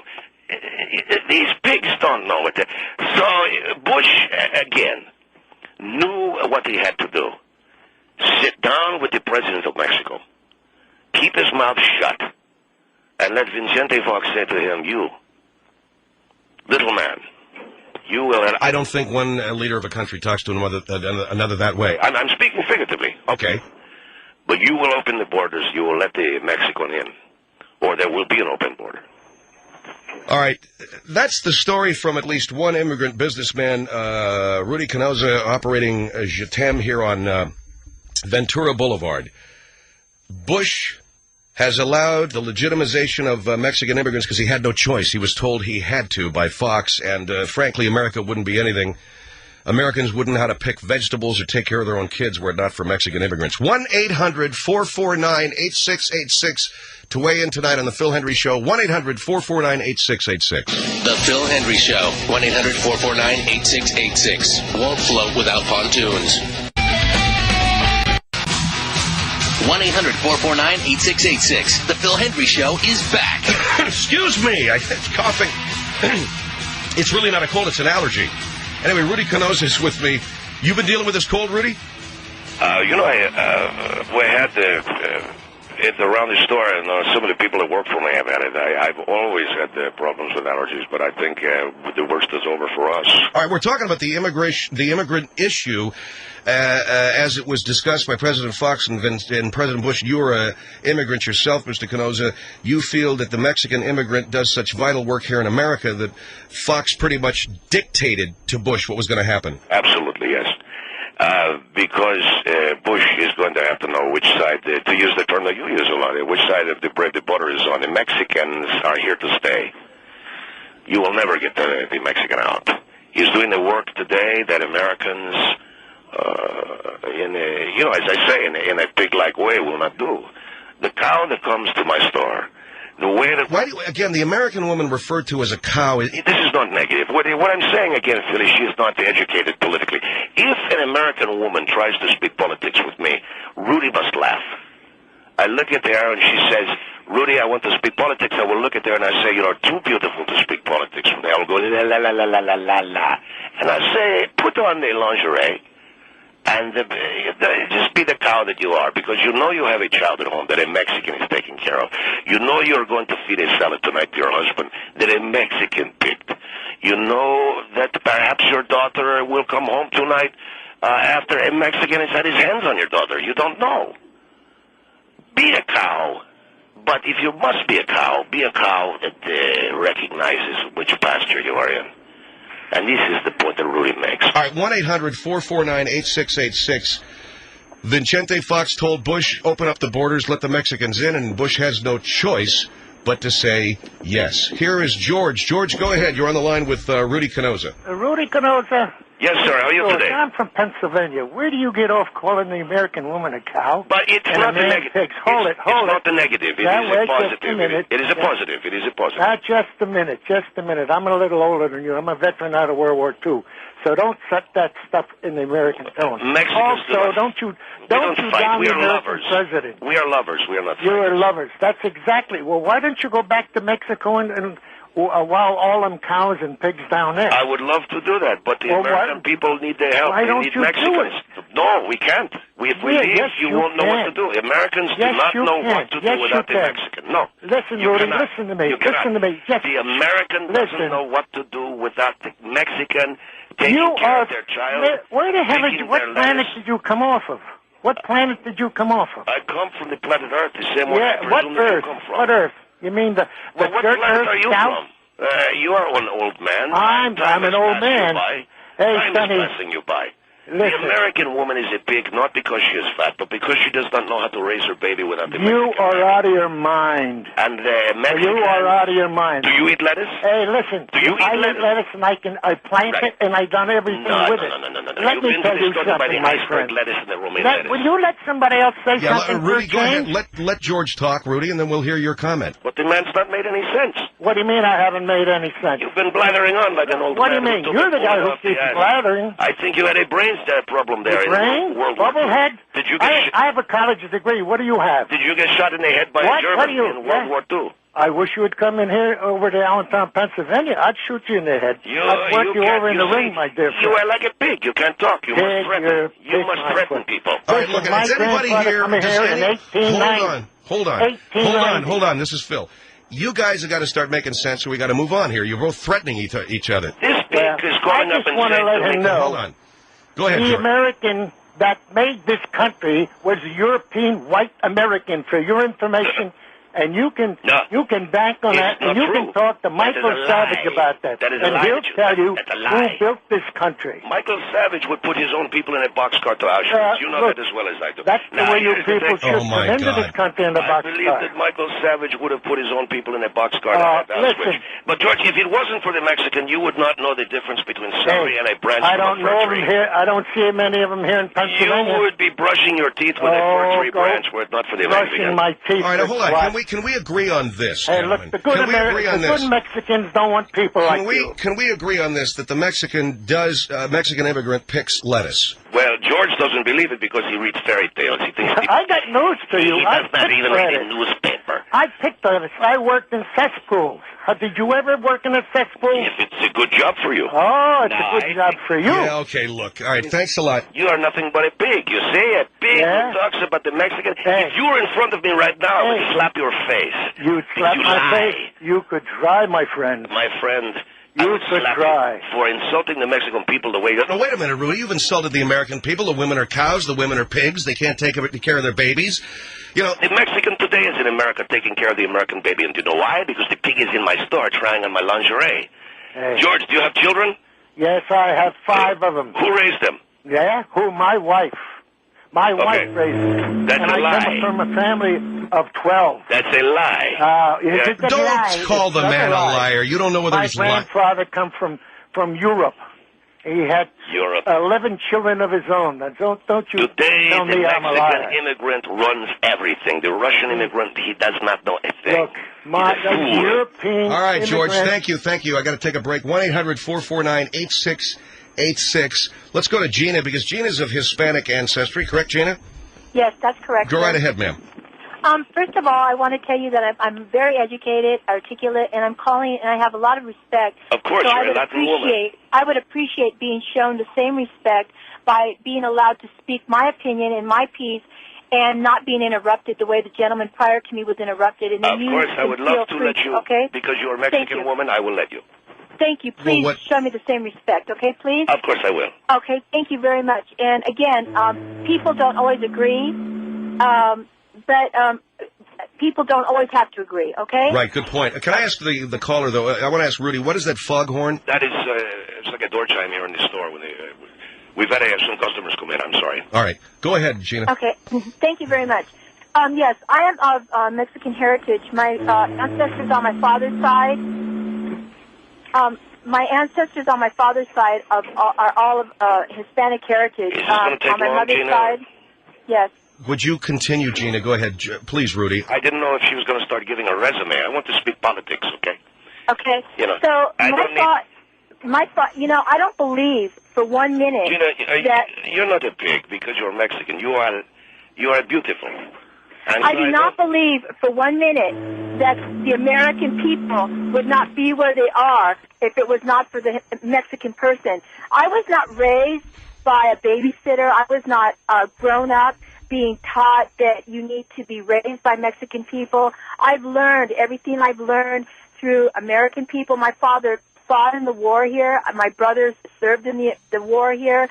I don't believe for 1 minute that President Bush was ordered to do what he did. But you know, I'm not in love. I'm not in love with President Bush. But you know, Gina, that Vincente Fox is a man. He's macho. He's most macho. And he says to him, listen, you little piece of... I would have loved to have been there. Do you know the difference between celery and a fir tree branch? Yes, you do. You know why? Because you're Mexican. I did not call. All right, hold on, Gene. I got to take a break here. 1-800... I'm awfully sorry to the caller, but I got a break. 1-800-449... Let me tell you about... Shut up, please, sir. 1-800-449-8686. 1-800-449-8686. Rudy Canosa talking about Vincente Fox ordering President Bush to legitimize Mexican immigrants in America. True or false? The Phil Henry Show. 1-800-449-8686. The Phil Henry Show is back.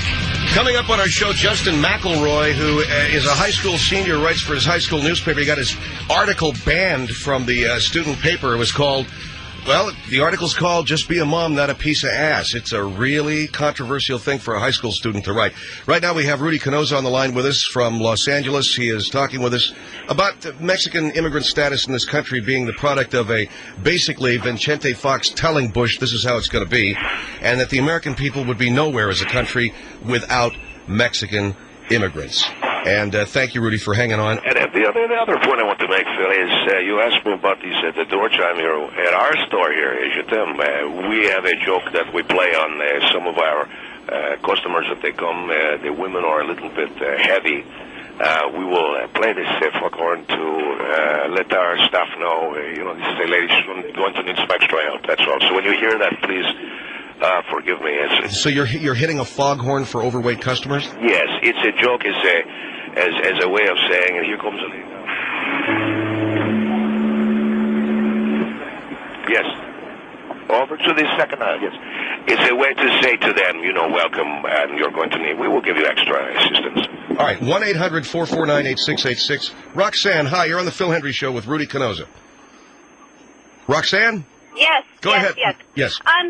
I'm wondering, you said that America owes all of its wealth and everything to the Mexican immigrant. Yes, of course. Why haven't the Mexicans been able to make their own country a first world nation? Well, we have, because America is part of Mexico in a way. If you look at California...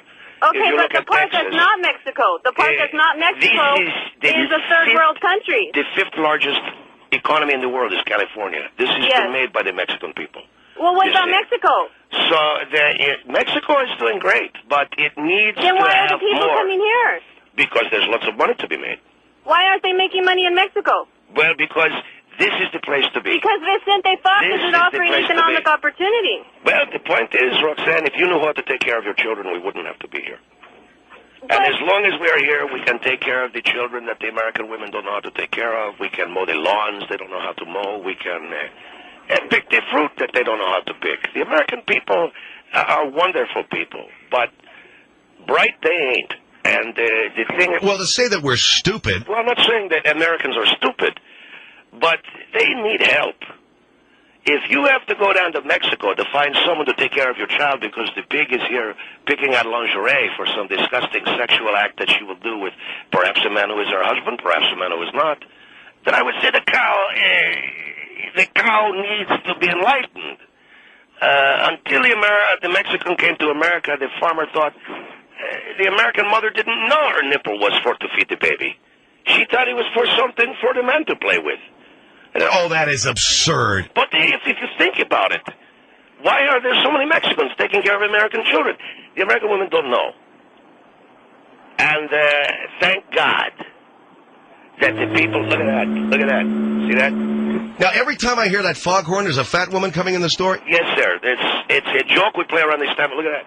Because of the time, this time of year, so much food people are eating. All right, 1-800-449-8686. Francisco, go ahead. Yes. You're on the Phil Hendry Show.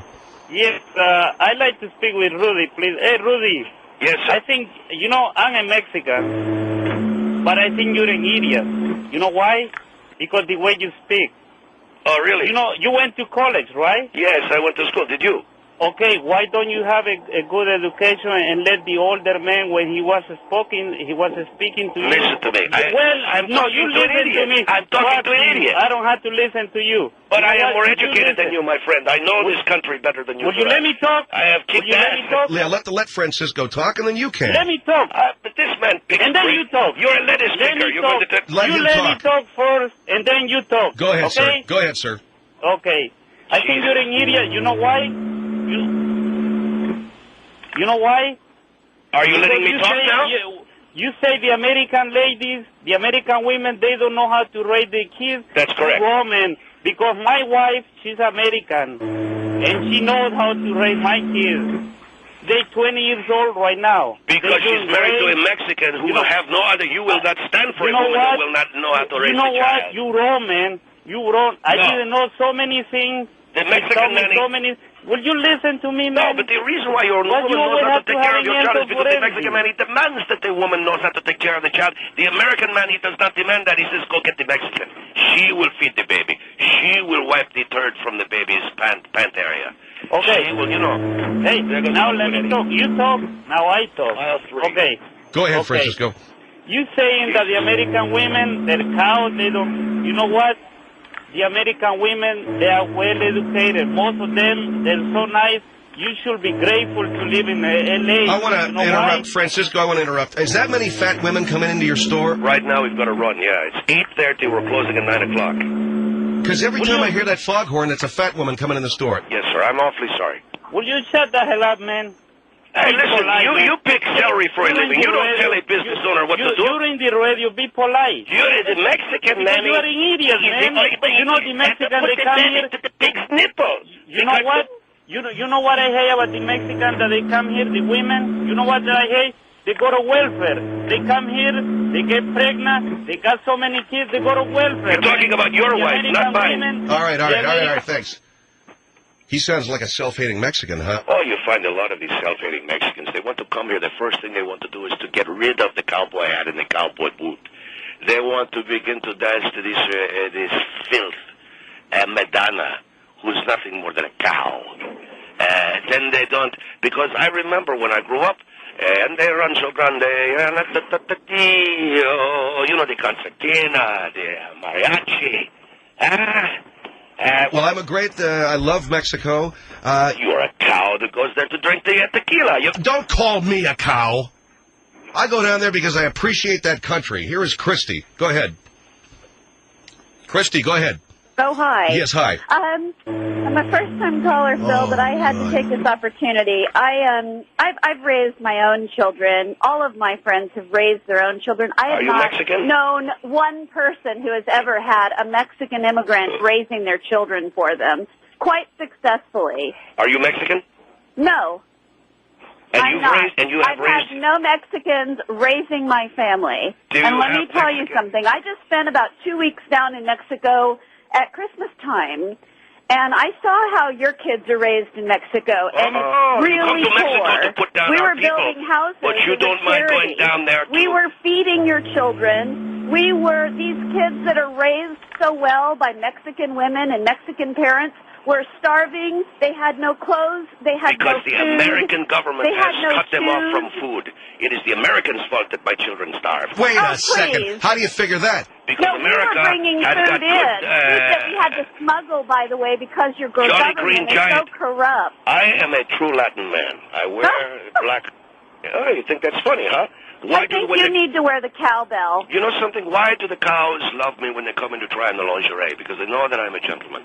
And Well, they wouldn't know it if they knew you were I calling wouldn't know it at all. I would say that you're a pig, a chauvinistic pig. if you met me and we were able to have some one-on-one, you would recognize that I have a knowledge of the world that far surpasses any man you have ever known. And I would look at you and I would say, la la, which is my way of saying you are lovely. You wouldn't get the chance. Really? Yes, So if a man you looks wouldn't at you get and the he says, Christy, I have a problem you don't think that Well, sir, what we're talking about now is politics, not whether a woman's Yeah. attractive or not. All right. I have a Fair enough. problem. Let me tell you something. If you have been totally oblivious to what our president has been doing, you would see that he is not going to be a coward to any tyrant, whether it's Fox, whether it's Saddam Hussein, whether it's any world tyrant. And Fox is a tyrant to his own country. Well, I happen to agree with what Christy said. How dare you? Oh, it's dead Speak of on. my country. No, that's absolutely what's But wrong. Bush, George Bush Mexican is not people. going to kowtow. He's not going to be a coward to your world leader. George Bush was told by Vicente Fox in no uncertain big deal. terms, he will open I don't the border. care what he was told. Cows need to have our nanny. I am a true Latin man. I wear black boots, the tight pants. Good for you. And you're not impressed. I'm You're not impressed. happy for you. You What want if to I go said down to you- to you want to go spend some time. You want to go spend some time in Cati, Mexico, and why don't you donate your black boots to some kid who doesn't have any? I don't give up my heritage like so many Mexicans who come to this country Well, to get rid of these their are the, cowboy these hat. are the The children gaucho that hat. you're telling us that are raised gaucho. so well. Christy, I would show you how to make your breasts dance. Will you shut your mouth? You're a pig. I'm sorry, ma'am. And because you can't argue what you're trying to argue, you can't argue intelligently with me about this because you have no defense. I have. So you have to I've go to told this. you. I've told you. And all Which is you've the been only able way to do you is can deal insult with my women. country. You insult my country. I've told you all of my I'm not reasons. insulting your country. Yes, you say that we starve our children. sorry for the people that live in your country. You say we starve our children, and yet we come to America to take care of your filthy brats. Okay? No, and my we come to your children are country. not filthy. My children are just fine. Your brats You need to who get go a out clue. and rape their own teachers and stick-up men in liquor stores and these kinds of things. American children. And meanwhile, you got a foghorn going off because every fat woman that comes to the store has got to be humiliated. It's fun, having some fun. I'm sorry, I don't buy the foghorn thing personally, Phil, but Well, I wear a green cummerbund, an open pirate has shirt. Serious issues. Well, you know, Christy, let me just say to you, now that is that's whatever. real Why don't- sexy, man. Why don't you get a better education next time you want to come on a show, a talk show, so that you can really discuss the issues? Wait a minute. Are you trying to tell me that Phi Beta Kappas are on radio talk shows? Ha ha! Phil, you get that one? Oh, so in other words, we're all idiots. No, you're not idiots. This is not the McLaughlin group, though. I've come on your program, and what do I got to have a master's degree to talk on this stupid show? But instead of talking Look to at me that. with a sexual Look at that. undertone and talk to me about the issues, you're saying that we can't raise our kids. Will you turn that just down in foghorn Mexico off? at Christmas time building houses for those kids who didn't have a home. Well, Christy, let me be the first to say then, punch the ticket on your way out. The Padre will get you to heaven. Aren't you just a good little girl? Jesus. There goes another fat pig into my store, and I'm supposed to kiss your ass. You don't kiss my ass.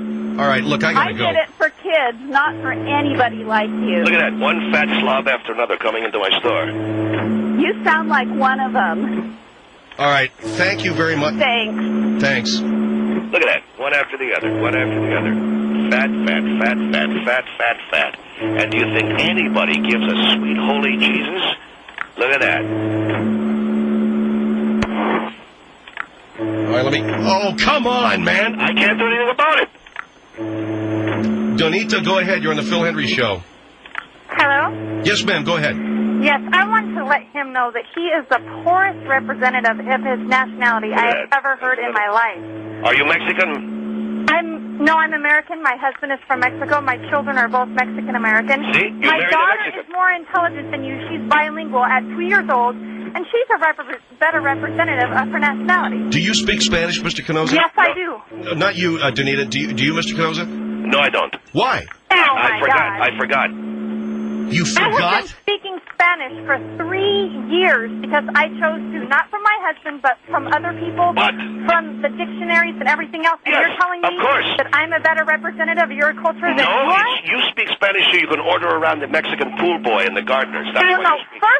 First of all, I have 15 acres with a boarding business. I'm the one outside cleaning stalls. I'm the one out mowing the lawn while my husband works. So we can pay for our home. Get the foghorn. Gee, these foghorns are driving me nuts, Donita. I'm sorry. Turn it off, please. God.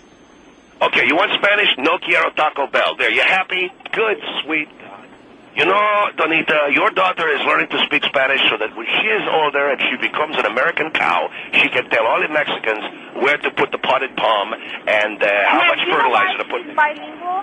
You know why she's bilingual? And the same with my You made her? 8-year-old son. Because you forced her to be. No, I don't. My daughter loves speaking Spanish, and she's going to have a lot more opportunities in this world than even somebody that claims to be Mexican like you. Look, you know the only Mexican your daughter will need to know is dos más tequila. No, the only important Mexican that she needs to know is her familia, como su papá y su mamá y sus abuelas también. Nada como tú. Hey. You know what? I think you are. Okay, now hold on with that. I think you are actually intelligent. I think you have a degree in ignorancy. When your husband comes home from work, does he say, Donita, I'm home? Just like Ricky Ricardo. That's what I hate about life. And first of all, you dumbass, Ricky Ricardo was not from Mexico. I know, but it's the same thing. I know, but they you're take you white women. I forgot all you Hispanics was the same, right? And all you Negras, right? That's You know, ignorant. Donita, if you knew what was right for your daughter, you would teach her how to be a nanny.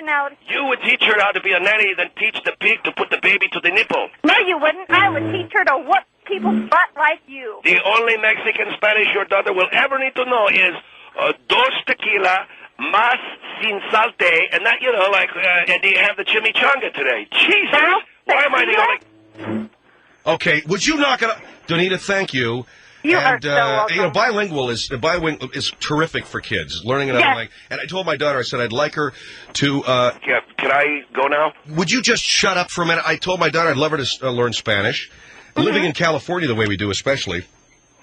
So I believe... I'm sorry, it was another fat woman. All right, thanks. Anyway, Donita, thank you. You're so welcome. Thank you very much. Sorry. 1-800-449-8686, Phil Hendry Show. The Phil Hendry Show is back. 1-800-449-8686. I'm sorry, I just saw this quote here from Margaret Chode. She said,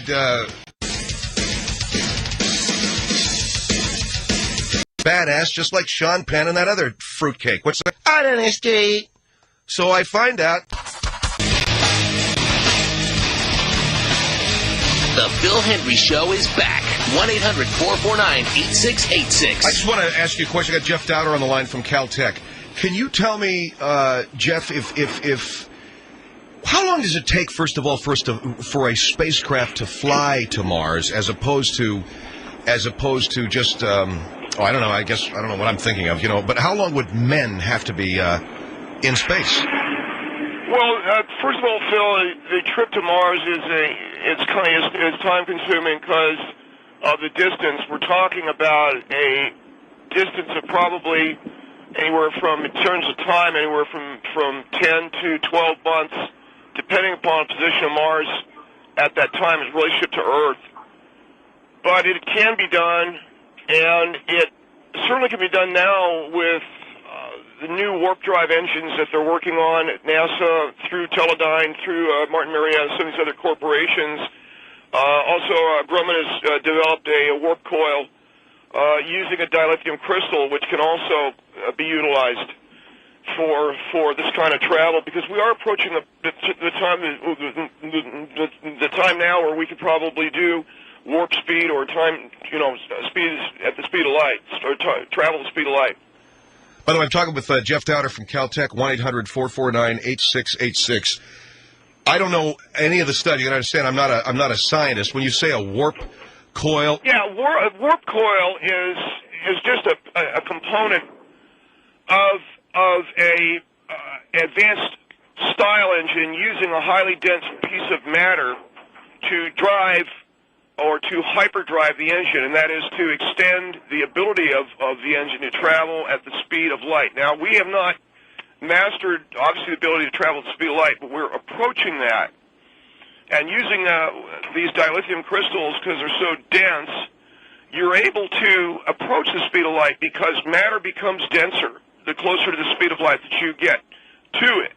But the dilithium crystal is a dense piece of matter right there, so you don't have to worry about or be concerned with yourself or anybody else, assuming that state. So the warp engine really mixes matter and antimatter into a fuel that causes a super acceleration, I guess, is what we're talking about. All right, so using how long are we away from doing this? Oh, I would say probably President Bush spoke of a major manned-Mars mission, I believe, sometime in the beginning of the third decade of this century. So I would assume 15 years or so, but we could certainly have that in a short period of time. And how much would it cut down on a trip to Mars in terms of time? You're talking 10 to 12 months right now? 10 to 12 months right now, using a warp coil and using a matter-antimatter fuel, we could, I'm trying to do the math right now, increase the speed somewhere in the neighborhood of probably about 100,000 feet per second.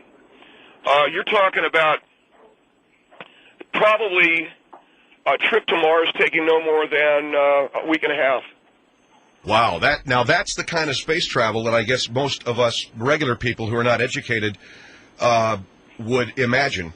Because I spending months in space. Well, it's not a practical thing. There's been discussions and a lot of science fiction theorizing about suspended animation, cooling the body temperature, and these kinds of things. I don't think that those are. I really think that is strictly conversation for science fiction. We're talking about hard reality here, where you can utilize these warp coils, warp engines, dilithium crystals, and the like to achieve a reality of space travel. All right, 1-800-449-8686. Let's go to Eric. Hello, Eric. You're on with Jeff Dowder. Hi. Hi. I just wanted to comment on what planet are we farming these dilithium crystals off of? I don't understand. Well, dilithium crystals is exactly what Captain Kirk uses to power his Enterprise with the warp coils. So what is your point? So my point is I want to dispute your credentials as being a Caltech person. Captain who are you talking about? Captain who? I'm talking about Kirk? Captain Kirk. Of the TV Captain show? Picard, yes, off the TV show. You're absolutely quoting all the information that a Trekkie would know, being a Star Trek enthusiast. Let me ask you a question here. Sure. This guy what we're talking about is traveling to Mars. You're telling me this is stuff that's off a TV show? It's possible that they're using on a television show things that are already known to scientists. I don't understand the man's call. Well, just to make a simple fact here, Gene Roddenberry in 1967 was writing Star Trek. The crystals I'm talking about regulate the matter-antimatter reaction, which in turn creates a massive energy. Right, and that's what Gene Roddenberry's been saying since 1967. And who is he? He was the writer of a science fiction TV series. I don't know. Called Star Trek. Gene Blueberry or whatever this guy's saying. But I'm saying. Well, wait a minute. Okay, so what are you telling me, Eric, that this is stuff from a TV show? Yeah, I'm telling you the gentleman from Caltech is quoting you facts that he's gotten off a TV show, and I doubt that he's actually attended any type of university or college. Okay, well, I'm... You know what? You could both go straight to the corner of creation known as Hades. Good night. Did he hang up? Yeah, I think so. All right. I was just told to go to hell, I guess. Was that the Caltech individual there? Yes, sir. Yeah, he was definitely. Well, I'm not familiar. I don't watch a lot of this kind of television. What you're telling me is the stuff that he was talking about was created on a science fiction TV show? Yeah, there's a science fiction TV show that's been going on since the early. Okay, hold on for a minute, Eric. Did you call back, sir? Yes, I did, sir. Okay, if you want to stay on the air with me, then you hang up. Don't hang up on me. Okay. I want to ask this gentleman, are you telling me that what I've been talking with Mr. Henry about was on a TV show with a man named Mr. Kirk? Not only has it been on a TV show, but there are 5 movies, all titled Star Trek 1, 2, 3, 4, 5, and Beyond, Space and Beyond, and so forth. This series has been on TV for 40 years, and all the information that you are giving the crowd here is from that show. Are you on acid or something? You know what? The both of you can go to hell or the planet Kronos, which is very much like hell on account it smells like sulfur and rotten eggs. Good evening to you. Okay. Eric, thanks a lot. I think I got my answer, man. Hey, no problem. All right, thanks. So Eric tells us that dilithium crystals don't exist. None of this stuff exists. Warp coil, none of that. That's correct. All right, sir. Thank you.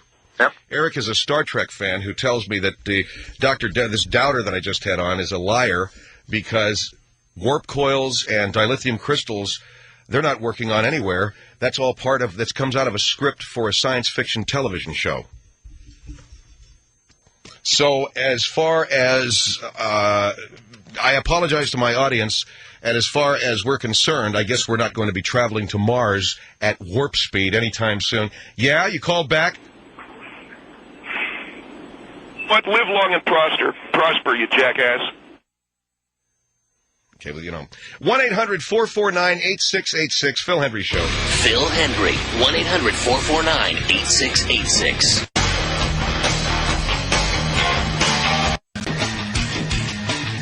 One 1-800-449-8686. And now more on The Phil Hendry Show.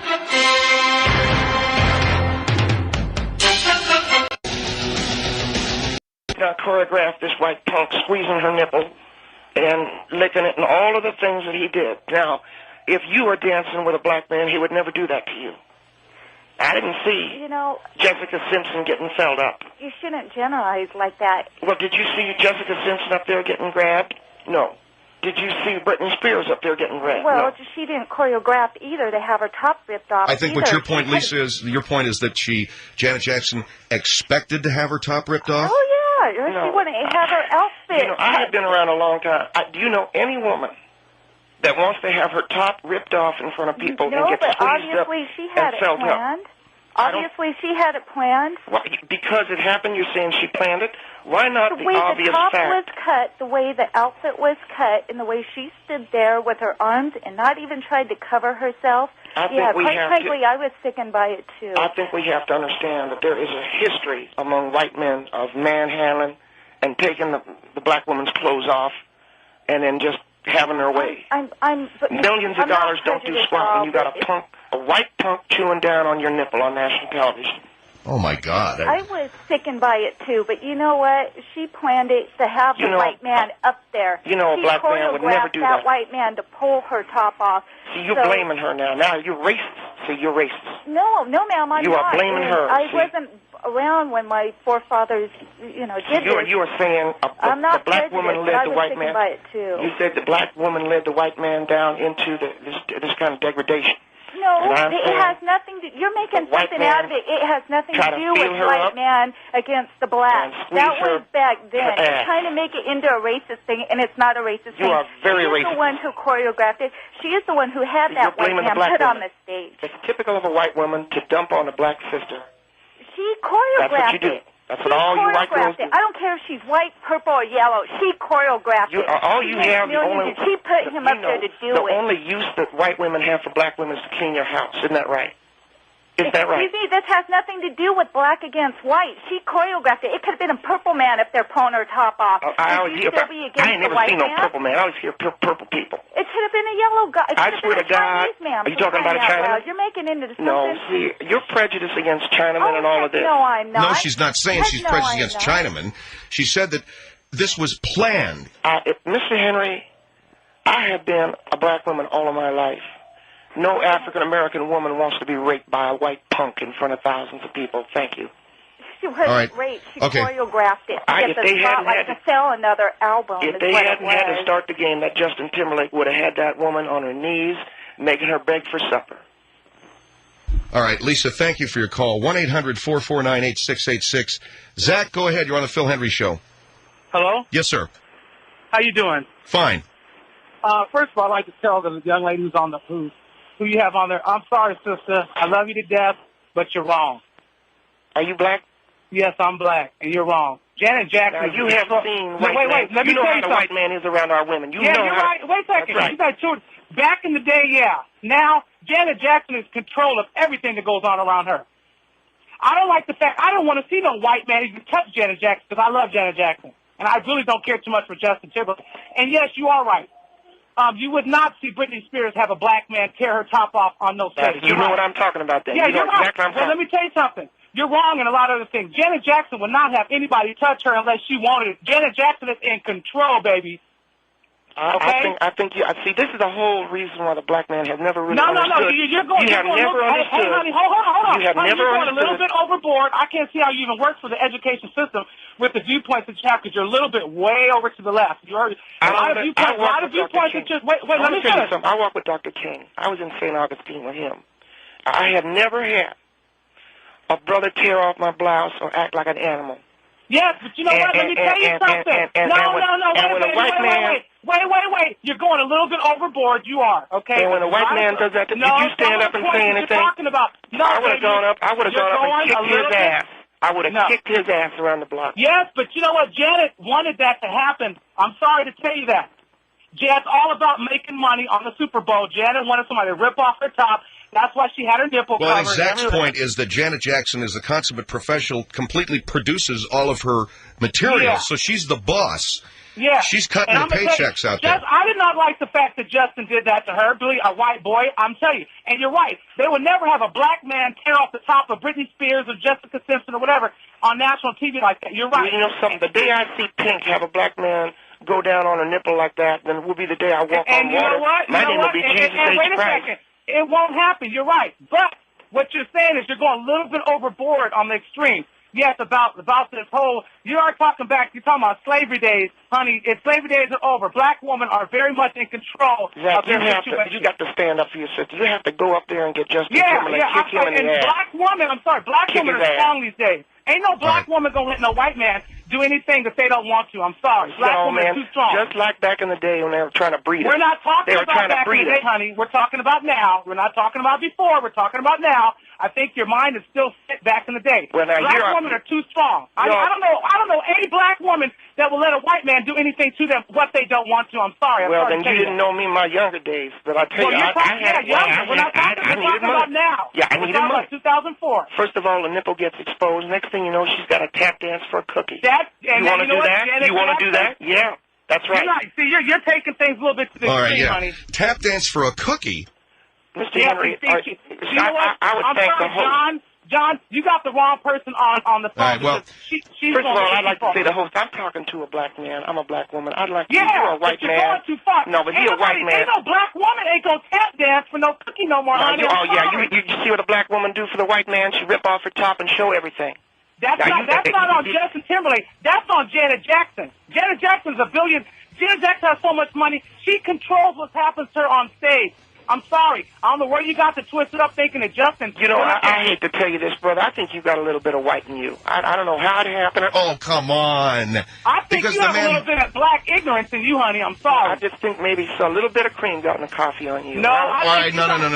You're, wait a second, Zach, you're an educated woman. yeah. You don't sound like an educated woman. You sound like you're not in no education system. All right, listen, Zach, thank you. Good comments. 1-800-449-8686. Justin Timberlake took advantage of Janet Jackson last night. This lady would like him to apologize and all whites to apologize. The Phil Hendry Show. 8686. The Phil Hendry Show is back. Back here with Mavis Leonard. She is the middle school administrator. Ms. Leonard, talking about Janet Jackson being victimized by Justin Timberlake last night, having herself to be manhandled. You say she has basically taken black women back decades? Well, I had asked you at the beginning of your program if you had seen Janet Jackson's face. Once that white punk ripped her brassiere off, she was mortified. She saw the decade of the black woman struggling for freedom passing before her eyes. Rosa Parks, Harriet Tubman, Betsy Ross, all of them rolling in their graves because she would not do anything about it. And I was just shocked. I don't disagree with a lot of the people calling in. Janet Jackson was in control. And the minute a white boy puts his hands on you like that, I will tell you that I was a 27-year-old newly married woman. And my husband, ML, and I were at a bowling alley, and we were down in St. Augustine, Florida. And a white boy come up and try to put his hands on me. And my husband, I looked at him, I said, what you going to do, fool? Are you going to do anything? And he just sat there looking stupid. Now, I carry a purse. In my purse, I always carry my Bible. I never go nowhere without my Bible. And I swung around, and as hard as I could, I hit that white boy right in the face with my purse, and it drove his jawbone back into his head, right up into his brain. Now, know what he found out about that? I've always kept that very close to my heart. I tell you right now, Janet Jackson should have taken that Justin Timberlake, and she should have driven his nose back into his head about 4 or 5 inches. But no, she didn't do that, because the black women today don't have the courage that we had back in the day. All right. All right, I'm not going to comment. Because there is nothing for you to comment about, sir. All right, fine. 1-800-449-8686. Susan, go ahead. You're on the Phil Hendry Show. Yes. Ma'am, this is not a race issue. These two were entertainers. They were entertaining the crowd and the people that were watching TV. Are you a white woman? Yes, I'm a white woman, right, but I have a black child. Here we go. I have a son that is mixed, biracial. He's mixed? Yes. Now, what do you mean by mixed? My son's father is black. I don't get it. So I'm as far as racist as you can get. You are a white woman married to a black man? Yes. All right, now, does he rip your top off in public? No. No, my son, no. Does he manhandle you? No. Does he treat you with disrespect? No. But Justin Timberlake go up. There are plenty of black men that disrespect black women and white women. Well, I have never met a black man. Do you watch videos? Well, I don't watch fairy tales. I'm talking about real life. Do you know who Janet Jackson goes out with? She goes out with famous rapper Jermaine Dupri, which has half butt-naked women on his videos all the time. All right, but I don't see him slapping women around. And she does not have any kids. I don't see him slapping women around. She's not this pristine black woman that you call innocent. She's a mother, and she is... She's not a mother, and she's not married. The last I checked, she's got 3 or 4 children. No, she does not. She is church-going. She is Janet Jackson? You are unreal. You are misinformed because no, you're white. I'm not misinformed because she dates Jermaine Dupri. Janet Jackson standing there not slapping that Justin Timberlake across his face. Oh, ma'am. Anyway, it's not a race issue. They planned it. The whole thing was planned. They were entertaining. You know what? I'm surprised she didn't scrub the stage clean before she walked off. Why didn't you give it a nice sweep up? You are so unreal. You know something, Susan? You're making it to be something that is not even. Well, I tell you what.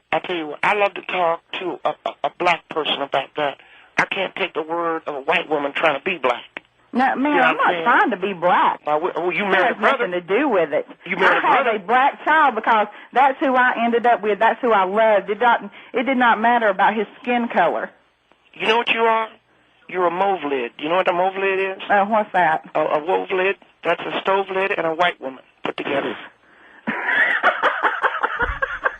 You are so ridiculous. My God. You know, I think you have the luxury to laugh at me, but when you live long enough, like I have. I cannot believe you are a middle school administrator and have those kind of views in your head. How come you married a black man? Huh? How come you were just... Were you Because trying to piss that's who off? I fell in love with. That's who I was happy with. You trying to make your parents angry? You were rejecting your childhood? No, that had nothing to do with it.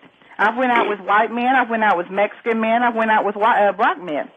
It has nothing to do. That's who I ended up with because that's who I loved. Well, there's something fishy about your story. No, there's nothing fishy about it. I bet you put extra padding in your underwear just so you can feel what it's like. No, to have your honey. bony white ass have a honey. booty. I got plenty of my own. I don't need no padding. Yeah, okay. Susan, thank you very much. You're thank welcome. you. 1-800-449-8686. Phil Hendry Show. Let's go over here to Steve. Steve, you're on the Phil Hendry Show with Mavis Leonard from Joyful Union Congregation. Yes, Miss Leonard. I don't think that Justin Timberlake did anything that Janet Jackson didn't already know about it. And you never hear of white guys making comments about black guys, about black women like black guys do. Black guys call them whores and hoes and sluts and all that. You never see black guys talking about black women like that. Yeah, the whole It's reason for usually the brothers are the ones who are doing that. White men are afraid to talk that way around black men. No, black men talk that way around plenty of white men. White men have more class than to talk about women like The black men talk that way because they know white men ain't going to do nothing No, about the it. black men talk like that because they have less black men gonna respect come for down on women top of than him, white men do. They're going to kick his ass. See? No, that's the whole thing about black guys. Yeah, they want to do that. White guys want to do that. They want to do that. See, black guys can't. I can't understand anybody. Hold on for a minute. I can't understand a word anybody's saying. I mean, Steve is saying that they speak... The white man knows that they'll get their ass tossed by a black woman if they say smack about him. See, so, you know... Well, if that's true, then why didn't Janet Jackson kick Justin Timberlake's ass? That's the whole thing I'm trying to figure out. I don't know. Because she knew everything that was going to happen before they ever come on stage. No black woman deserves having a nipple eaten for a lunch by a white punk. Well, I tell you what, if she okayed it, I mean, if she okayed it before it was ever done. When that white punk tore off her brassiere, didn't you? Well, look at this way. She didn't do anything that... The lady choreographed it. I understand she choreographed it, but what I don't like are all these white boys going, woo, woo, woo, woo, and all that stuff when they see it happening, clapping their hands, chasing a cab around a corral, getting in the back of the daddy's Lincoln. I'm just saying this, that you never hear of white guys.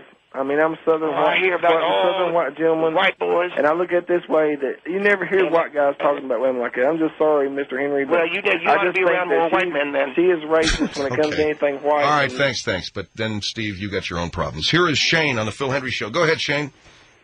Hey, I would just like to say... Have you heard that movie, Come On Home, Shane, or When You Going... One of the most ignorant Did you ever hear that? I've ever heard in my life. Who's talking? Shane. How about that movie, Get Out of Here, Shane? Or what's that movie called? What are you talking about? When Are You Coming Home, Shane? Did you see Janet Jackson grabbing Justin Timberlake's ass and, like, pulling it up against her and grinding against him? Now you're making it up. That was her grabbing a white guy. Now you making it up. See, she never did that. What I saw was Justin Timberlake take her by the hair and bend her over a speaker. No, wait a minute. No, that did not happen. He didn't bend her over a speaker. No way. Well, I don't know. And the first speaker might have been saying that she never wanted him to do it. And now you're changing your mind and saying, okay, she did choreograph it, and she wanted him to do it, but she should have beat him down with the Bible? I'm telling you right now that I have never seen a black woman let a white man paw her, that she haven't kicked his ass around the block for drill. Okay. 30 more seconds of that song, and she would have been copied. People as white boy, and black people as black man. I mean, you have an underlying tone of racism. Hey, in I want to everything ask you a question. What's the studio? Shane, don't go, Shane. Remember that? What are you talking about? That was an Alan Ladd and a little white boy who was a pain in the ass in that movie. I'll never forget that boy. I hated him so. But it's a movie called Shane. There was it was an old Western called Shane, starring Alan Ladd. And at the very end, he rides off into the sunset, and the little boy goes, "Please, Shane, don't go." That's right. You ever have anybody kind of kid around with you like that? Hey, Shane, don't go. Like if you have to leave the bowling alley early. Oh, Shane, don't go. And then they laugh. Now, Alan Ladd... I've never had anything to do with Now, I'll tell you right now, Alan Ladd, he'd rip the blouse right off a black woman and wouldn't spit. Ignorance is bliss. That's the kind of white man he was.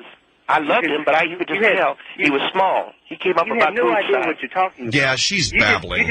Are you really a middle school here's administrator the or thing. teacher? Ms. Leonard, you're contradicting yourself, as Shane just pointed out. you know, on the one hand, she was manhandled. On the other hand, she let it happen. And then on the other hand, she should have kicked his ass, and she didn't. So which is it? I just told you Alan Ladd probably pawed Butterfly McQueen, and you people are not saying anything about it, and she ain't going to sit there. He ain't saying nothing about it. What do you mean Alan Ladd pawed Butterfly McQueen? What? All right, Mr. Henry, you know, I hope that I have no idea what you you're listen talking back about to a anymore. tape of this. No, you listen back to a tape of this show, you'll vomit. She threw up. I was going to say she threw up. She hung up. Yeah, she's lost her mind. That's one of the craziest. Do we know? Well, for a here's the fact that thing. she actually- Here's the thing that huh? Do we know that she actually works at a middle school, or is she just saying she does? Oh yeah, she works at a middle school. But what we have here is all right. Now hold on for a minute. Yes, ma'am. Lamont, can you grab me with another? Give me another wild turkey. Hello? Yeah, you're back on the air. Oh, I was just gonna say Butterfly McQueen still has Alan Ladd's teeth marks on her back, and Marv Albert's. See, that's the part that. Get out of here. All right, Shane. Thank you, sir. Yeah, appreciate it. Marv Albert.